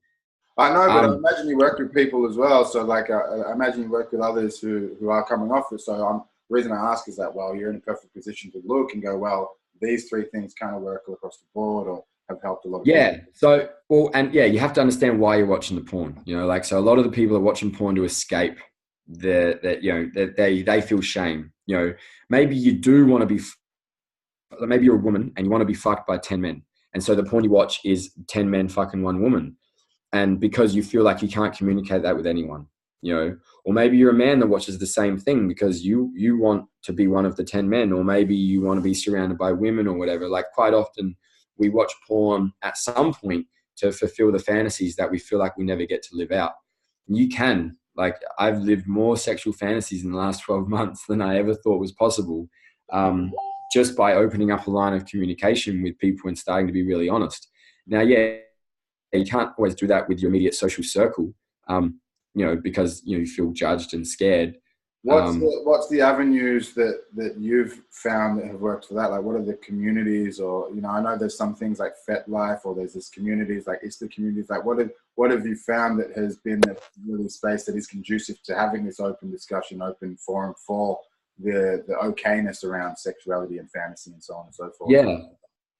I mean, I haven't gone to any real full-on kink or fetish circles. I have got into shibari and rope tying and stuff.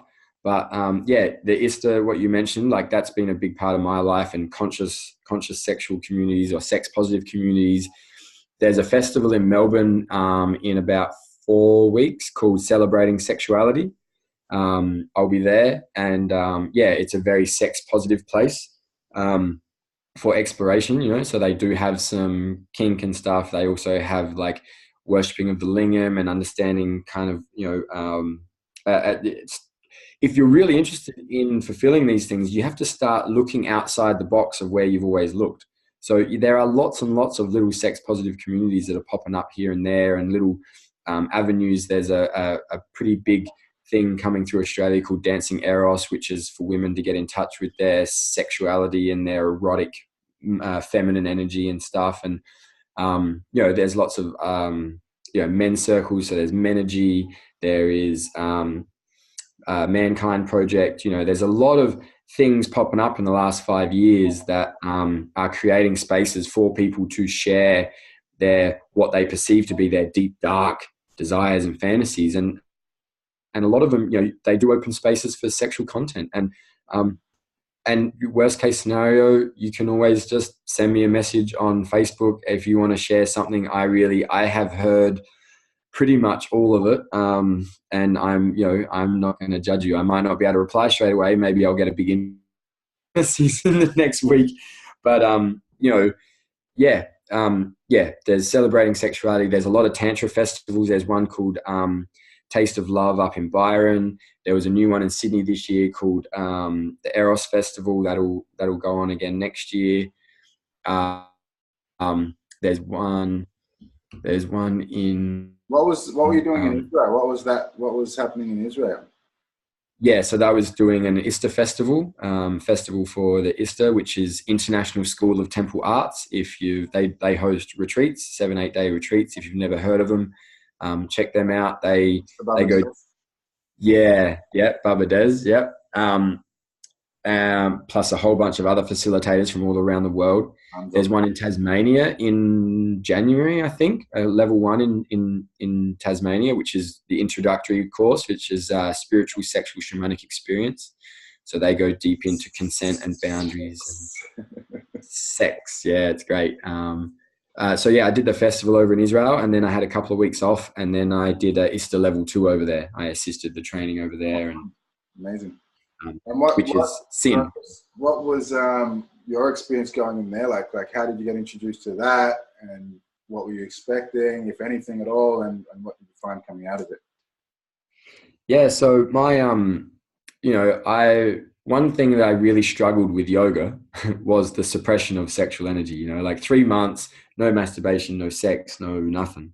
I had 3 wet dreams in my 3 months of being out there, and it was something that I never really agreed with. I just didn't find it right. And then my masseuse, who studied a lot of Tantra and Taoism and stuff, he told me that he found this thing and whatever, and you should check it out. So I read it, and I don't know. I read it and I was like, I have to do this thing. It doesn't really tell you anything. It tells you lots, but on a subconscious level where your personality doesn't really understand it, but there was just this big calling somewhere deep inside that I had to go. And I had no idea what I was going to get involved with. I didn't know what it was. I just went. And on the other side of that, I realized that everything is okay. Absolutely everything is okay if it's consented, but you have to ask. You have to be able to ask for what you want and be like, hey, I want to be tied up, gagged, and fucked by 3 people at the same time. And then, you say that, and then there's 3 people that go, yeah, we can do that. All right, great. So now I get to fulfill my fantasy, because there's 3 people that are happy to interact with me on that level, but I had to own my desire and speak it first. So yeah, I didn't have any expectations. I thought it was too expensive. And then after 4 days, I was like, oh my God, if I left right now, I'd be happy. You know, like that 4 days, I was like, I've got my money's worth. And there was still a whole nother 4 days there. And I did my first one last year in July in Sydney. And I think I've done nine trainings since then. So is it necessarily like the people often there, because I was speaking to Bubba Des, he was on one of the podcasts earlier, one of the previous episodes, and he was saying that a lot of people come and think it's like about this sex, and they realize there's hardly any sex involved, or, you know, like that they'll come and won't necessarily there might not be anything around sexuality that they necessarily want to work on, but it opens up other areas, might open up wealth, might open up heart, might open up expression. There's other magic, you know, all of these types of things that it opens up that are totally unexpected. So I guess what I'm asking is it necessary that you want to explore sexuality in order to go to this and it be beneficial, or? Yeah, no, definitely. You're right there. No, not at all. I mean, you know, the first 4 days they teach you about consent and boundaries and speaking your truth and masculine, feminine, like the divine mother and the divine father and all those types of things. So yeah, and they close the container, like for the first few days, they don't actually let you interact with anyone until they teach you about consent. So, you know, but yeah, no, there's so much more. I mean, sex, power, and money are the 3 things that are all rooted in our base chakra, which is like, you know, where we keep suppressing down. So our base chakra is at the bottom. So that's the one that stores all of that stuff. So yeah, you don't have to be interested in sex to go there, but it's just a very sex positive place, you know, and it's a place of zero judgment, no matter what your desire is. And I'm not talking sexual, like if you want to be a billionaire and blah, blah, blah, whatever, like, it's like, okay, all is welcome, you know? Yeah. So it definitely doesn't have to be sexual, but they are a sex positive place for sure. And we didn't really go into it much, but in terms of the openness in that relating, you said you are learning in terms of open relating. This is something that, you know, big journey for me, being very open with my relating over my lifetime. And more, I guess it's coming to my awareness that it is less about like myself or the partner or partners that I have, and way more about the love itself.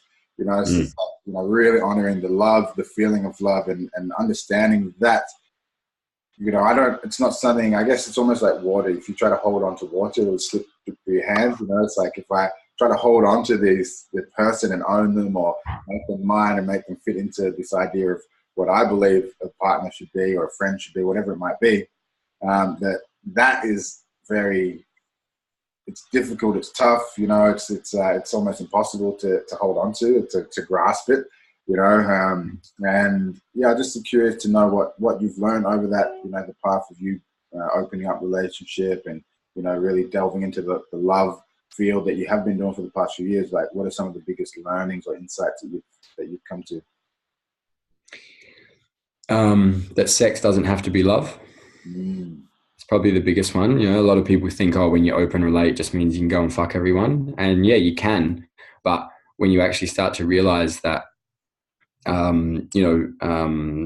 deep love can actually involve zero penetration physically whatsoever, then yeah, you start to kind of realize that open relating doesn't necessarily mean you're going to be having sex with lots of people, but it just means you're not closing your heart really, and you can express deep love to other people. And that can still be challenging in its own right. You know, like if you make commitments to other people and your partner feels challenged because you're not showing up for them in that moment because you've made commitments to other people who you share deep love with and not necessarily sexually, that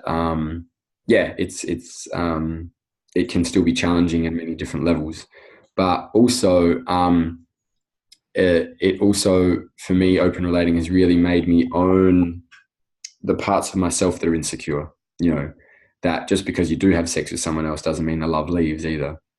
And that's a hard one to swallow. The animal body inside of me that wants to claim and possess and take and own doesn't like to play that game very often. But yeah, And you know, like I've cheated on a few partners in the past, and spent a long time having sex with lots of women, or not, maybe not lots, but you know, define lots, but with as many women as I could, to fill that hole inside of myself, and realizing that I don't need to now. And I'm not run by my animal body anymore. I don't need to fuck someone in order to feel loved. If I do decide to have sex with someone, or make love, which doesn't have to be sex, it comes from a place of, there's two energies pulling us together, and there's something there for both of us to learn. And so, yeah, that doesn't always have to be with sex, but if it is, it can be very deep, and can learn a lot from that experience.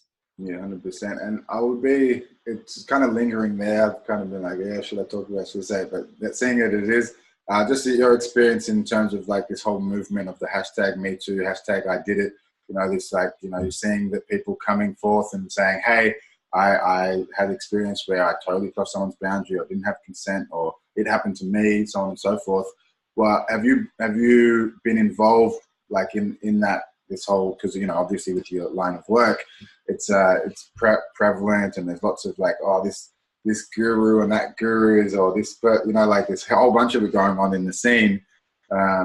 Yeah, I guess what have you witnessed, what have you noticed, and what's your thoughts or your perspectives on all of this goings-ons?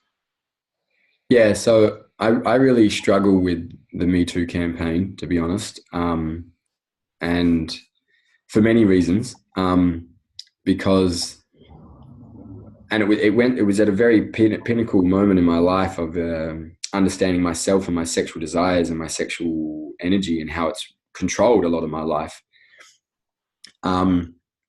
And women saying they've been sexually assaulted and raped and blah, blah, blah. And for me, I was like... You struggled with it in that like it triggered you a lot and brought up a lot of stuff? Is that how you mean? Yeah. And I was like when and how? Like, how is it that 65% of women have been raped or sexually assaulted, or you know, like, or I think it's 65% raped and even more sexually assaulted in their life. And obviously, yeah, going into these circles, it's like so many women come into the share circles and acknowledge the time when they were raped or touched or whatever.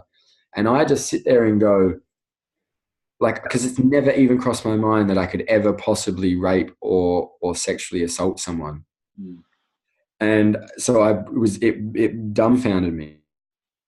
And then I read an article by a musician called Just Because She Didn't Say No Doesn't Mean She Said Yes. And that was that dropped the ball for me, because what I realized is that I have raped and sexually assaulted women myself. And I've been raped and sexually assaulted by women. And what I realize is that because we are not taught properly sexual education, you know, we are taught sexual anatomy in school, but I really don't know very many schools at all that teach sexual education.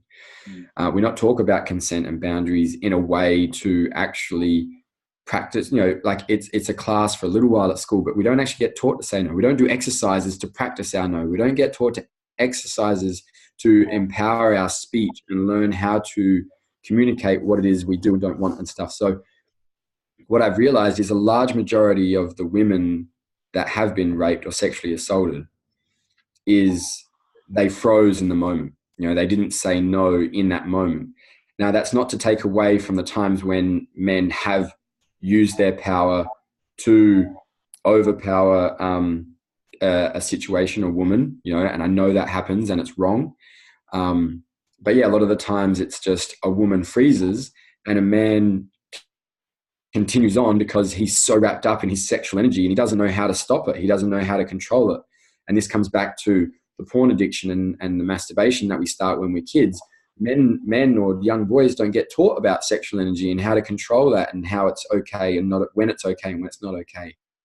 So, you know, so when I read that I have overpowered my own, well, not overpowered, but ignored the woman's feelings in that moment and taken what I wanted. And it's a really hard pill to swallow. And even to say this now on a podcast, which will be broadcasted, is, you know, I can feel the fear in me of being judged and ridiculed for it. But what I realize is that every man in the planet, every woman you've had sex with that's a starfish. You know, like every time we've joked about having sex with a woman that's a starfish, that's a woman in freeze. And that woman in freeze is she's just decided to lay there and let it happen until it's over so that she can then go away or whatever. And it's not okay. Like, it's fucked up, and it's not okay that, one, men aren't taught that, and women feel like they can't say anything. Like, it's not okay. Like, I've never had any intention, I can like put my hand on my heart and swear to God, whatever it is, that there's not a part of me that ever would want to overpower a woman or disempower a woman and rape or sexually assault her. But then I realized that it's happened, and I didn't even know it happened, you know? So yeah, what the big struggle for me was, a lot of these a percentage of these sexual assault and rape cases, the men probably don't even realize that they've done anything wrong. And so, you know, it's beautiful that the Me Too campaign came out and it brought awareness to this topic. But now, rather than just blaming anyone, rather than playing victim and perpetrator and hero, let's do something about it. Let's come up with some tools. Like, let's, you know, and that's what I believe sex is, ISTA level 1, sex, is it gives you the tools about how to talk consent, how to say no, how to practice saying no, how to understand what freeze is in someone else, you know. And when I started to learn that, like, one, I became a better lover because I was more in tune with the women that I was with. And two, I actually could feel the freeze in my own body, and when I didn't want to do something myself. So, you know, it's like, I'm so glad the Me Too campaign came out. And now let's move on from that, and let's come up with answers, and let's come up with a new framework. Like, let's teach our children how to navigate these circumstances so that it doesn't keep happening. And yes, there are lots of men out there that still don't listen, and still, you know, and this is why I do the work I do, because I came from that place and I want to fucking grab them and shake them and tell them what they're doing is wrong. But we also need, when I say we, I mean everyone that's in the sexuality field, we need to come together, and we need the support of everyone else as well. Like, there are a lot of sex workers, there are a lot of people that work with sexuality that have been victimized and blamed by the general public because they're prostitutes or they don't understand, whatever. But the work that we're doing is trying to stop this Me Too stuff. And there is a part of all of us that wants to be raped and wants to be ravished and wants to rape and wants to ravish. One of the most deepest fantasies of most women is to be ravished, to be really ravished and taken. But she's also afraid that if she acknowledges that desire, she's going to be called a slut by her sisters, by society, by her brothers. So this is what sex positivity is about. It's not about just living your fantasies. It's about removing the stigma that we have around sexuality, so that there's no more rape, so that if someone wants to experience some deep ravishment, they can ask for it, and someone is powerful or consensual enough to know that they can play that. But if at any moment that person goes into this is too much, they're in tune enough to be able to stop, slow down. So yeah, there's a lot of judgment around the sexuality field. Communicate it, and if it's not communicated verbally, the person they're with can actually observe it and understand and elicit it. Yeah, exactly. And so yeah, I guess it's a big call of, like, I'm really glad the Me Too campaign out. It was a very big shift, same as feminism. I'm not a fan of it, but I'm really glad that it happened, because it needed an awakening. But now, yeah, we needed to change, we need to shake things up. But now we need an integration. Okay, like, we need an integration of all of this. Like, how do we stop it happening? So yeah, I'm you know, and we talk about the victim, perpetrator, hero triangle dynamic, and it's really it's a big thing, and it plays out a lot in our society. So, you know, we need everyone to be responsible for themselves. Now, when 3 men hold down a woman and rape her, that woman is not responsible in that moment. Yeah, and I understand that. She is a victim. And her victim story needs to be heard and listened. She needs to be respected. And those 3 men need to take responsibility for their actions and be accountable and be punished accordingly. But when you wake up in the morning and you're next to a guy that you didn't really want, or when you're in the encounter with a man and you actually don't want to have sex, but you don't say no, and you go, oh, well, I didn't feel safe. Well, you're projecting that on him. Like I'm almost certain that if you said no strong enough, no matter how hard you have to say it. Do whatever you need to do to keep yourself safe. And men, same thing. Like if you, like, women can, if women are very seductive and they can manipulate us at the same time. So yeah, we have to learn to say no, but we also have to learn to say yes. We have to learn not to feel shameful after we've done something because we're scared of what other people will think. Now, I know this is an edgy topic, and I'm sure there'll be people that disagree with me on some level, and I'm fully open to having some more discussions about it. But yeah, it's a touchy subject, and this is just my point of view. I'm not trying to say that all rape is bad and that men shouldn't be held accountable. They definitely should, and women need to keep standing up, but they need to say no beforehand really, really firmly. And I know sometimes that's not heard, and those men need to be held accountable, but they also need to be educated on how to use their sexual energy for something more than just that. Because quite often the men are wounded on a deep place. And it's so not like it's fucked up. Like you said, that it's normal. Like, these numbers, 65% more sexually assaulted. It's like I'm curious to know what cultures, what society, in particular what cultures where it's not a thing, and like that for me, it's always a case study. If it can be done elsewhere, I can how do you call, duplicate it, replicate it, and get the same results. So I'm curious to know, where does this stuff not exist, and how can we?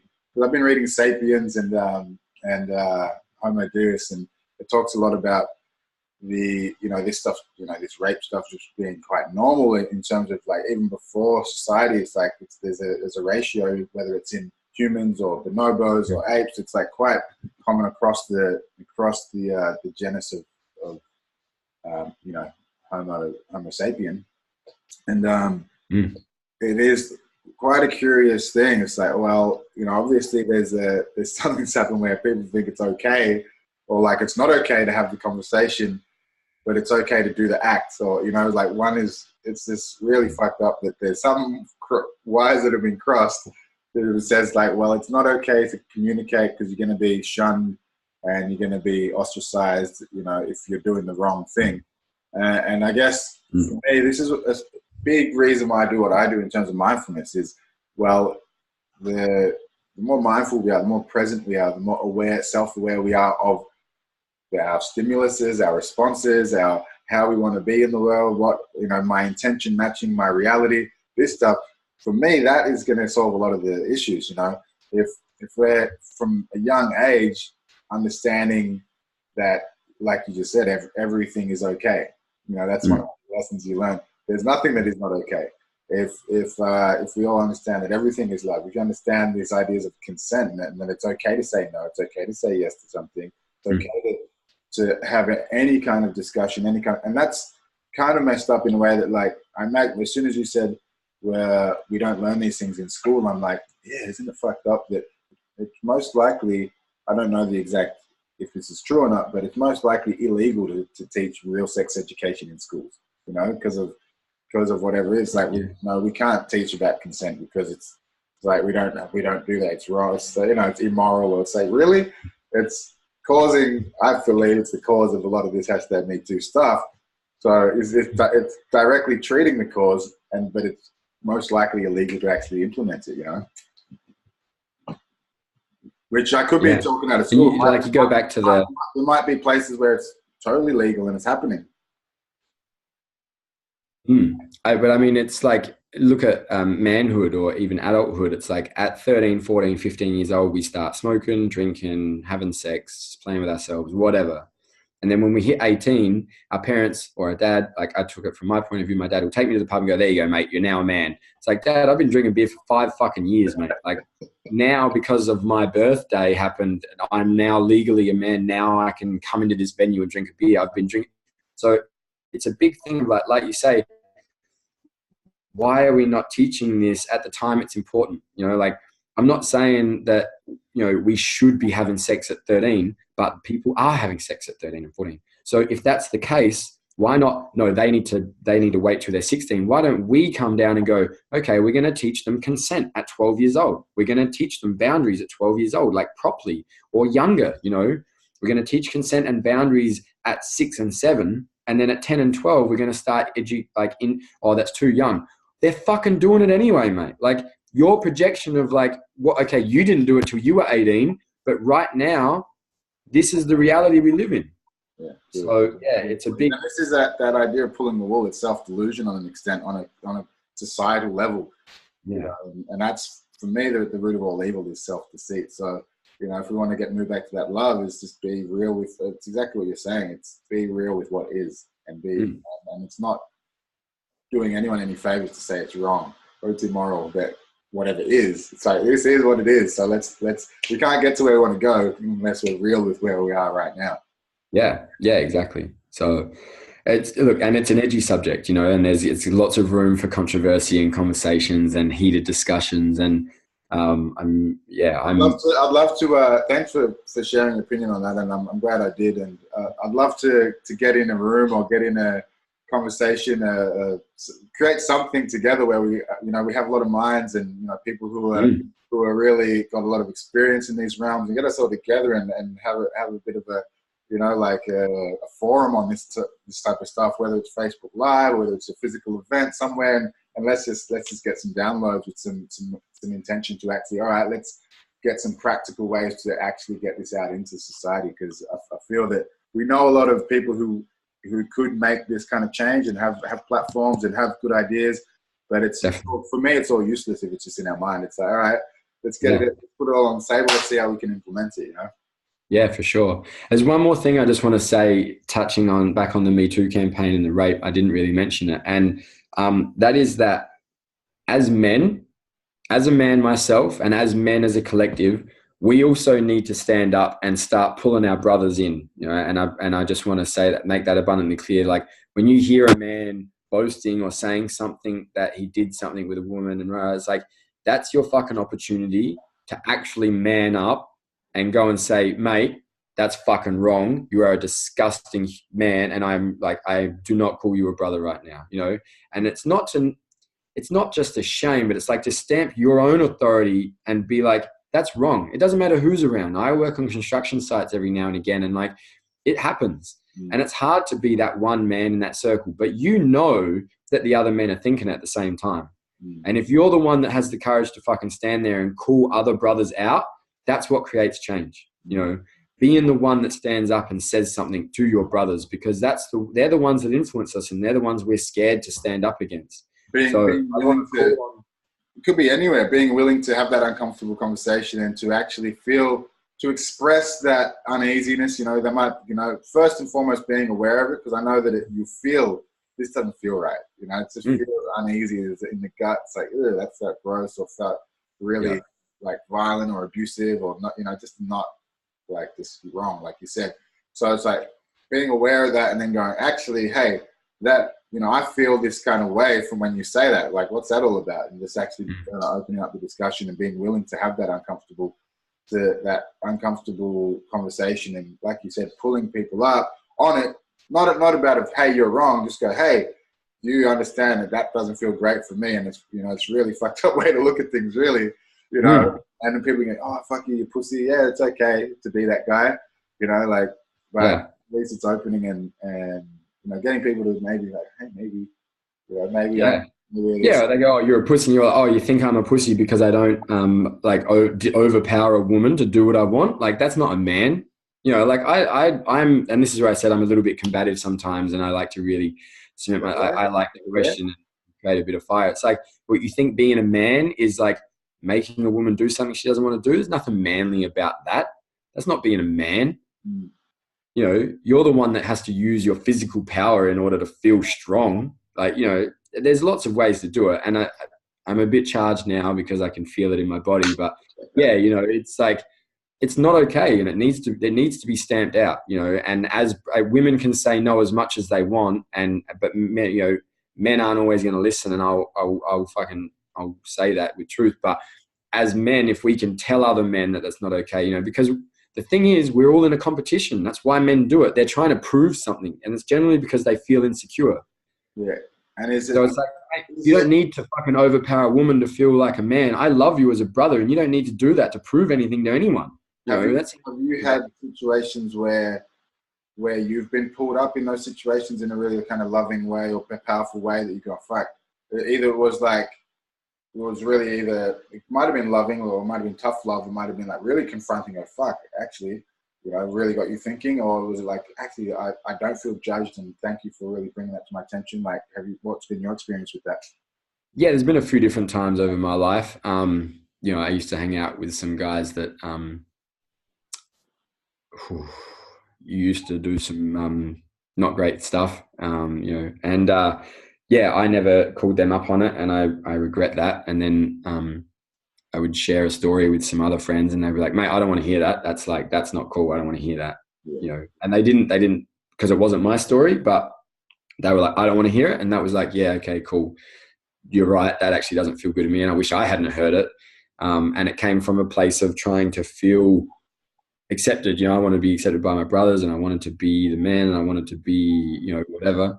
So that was an instance in that scenario. But yeah, with the lots of circles that I'm in now, we give dark reflections. We call them or dark arrows or tough love, and it's the truth. It's like, you know, hey man, can I give you a reflection? And you're like, sure. It's like, your breath really smells, and you know, like you can't. Sometimes it doesn't have to be deep and dark and personal. Sometimes it's like, your breath really smells right now, and you know, it's a bit uncomfortable for me. So we can't grow until we are reflected, you know, the parts of us that we don't always see and hear. So yeah, you know, and sometimes it might be patterns like, hey, I've seen you, it looks like you're you know, being a bit manipulative right now with your partner, or with that guy over there, or whatever, you know, like I ask for reflections quite often from people that I trust now, because yeah, how else are we supposed to grow unless people reflect to us the parts of us that we don't see? Because sometimes when we're emotionally charged, we don't see the parts of us, those parts of us that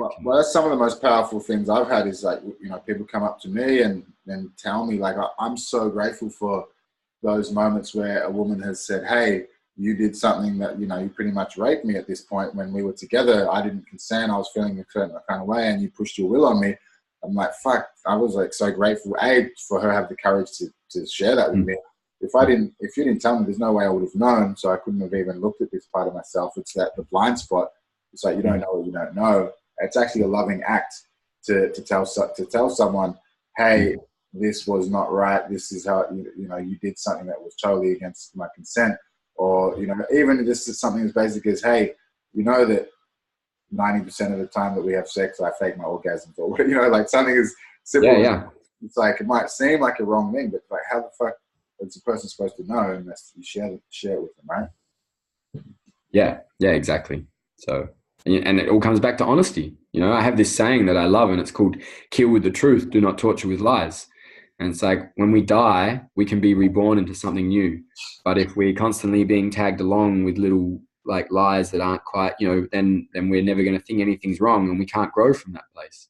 100%. So yeah, man, I appreciate you taking the time. I'm gonna have to run now. It's almost 4 o'clock. I can talk about this stuff forever. So it's time flies. So I appreciate you taking the time. You're doing great work. Keep it up, and I'm sure we'll bump into each other around the ways in the near future. Yeah, cool, fantastic. Is there any kind of something that's pressing, or something that's really alive in you at the moment that you'd like to just leave your listeners with? Maybe a question, something to think about, or just a piece that wants to come through now? I get, like, right now I've been doing a lot of soul work, and, you know, like you were saying a bit earlier, like, what is our purpose on the planet and stuff like that. And, you know, I guess my inquiry for everyone that's listening is just to be like, you are responsible for your reality. And if you're not happy with something, then it's up to you to change it. And, you know, don't, you know, I don't know what your soul purpose is. And sometimes I don't even know what mine is, but, you know, it takes a journey of self-inquisition. And yeah, you know, if you're not happy, start taking steps towards what you think happiness is for you, and you never know where that journey will take you. But it's definitely going to be more fun than being stuck with where you're at. 100%. Awesome, brother. Thank you. Appreciate you so much. And all the best with it. I mean, you're doing great work, and I'm sure you'll be guided, you know, with the universe likes when people are doing stuff that is, you know, kind of beneficial and kind of, you know, for love and pro-life. So, you know, I'm sure that you'll be guided along with it well. So keep up the good work, brother. Thanks very much, mate. I've really enjoyed chatting, and yeah, we'd love to organise that panel one day to implement some change. I definitely know people that would be. I can see it already. It's almost, maybe it's like a rainbow serpent, like a panel or something. Like you're getting your minds, and then like having an action plan. It might be just a wizard meeting, and in somewhere nice and like private. We'll text message you, and you find the clue, and you. Yeah, first 10 people in are the ones that are worthy of the panel chair. Pretty much. So yeah, man. And thanks for tuning in, everyone who's listening in. And this is Tyran. You can find him on all the social medias. The Hairy Healer, is that right? Yeah, the Hairy Healer on Facebook and Instagram. I don't have Snapchat or Twitter or any of that crap, but just Facebook and Instagram. Keep it simple. Awesome work. And thanks for tuning in, guys. Until next time, keep it flowing and growing.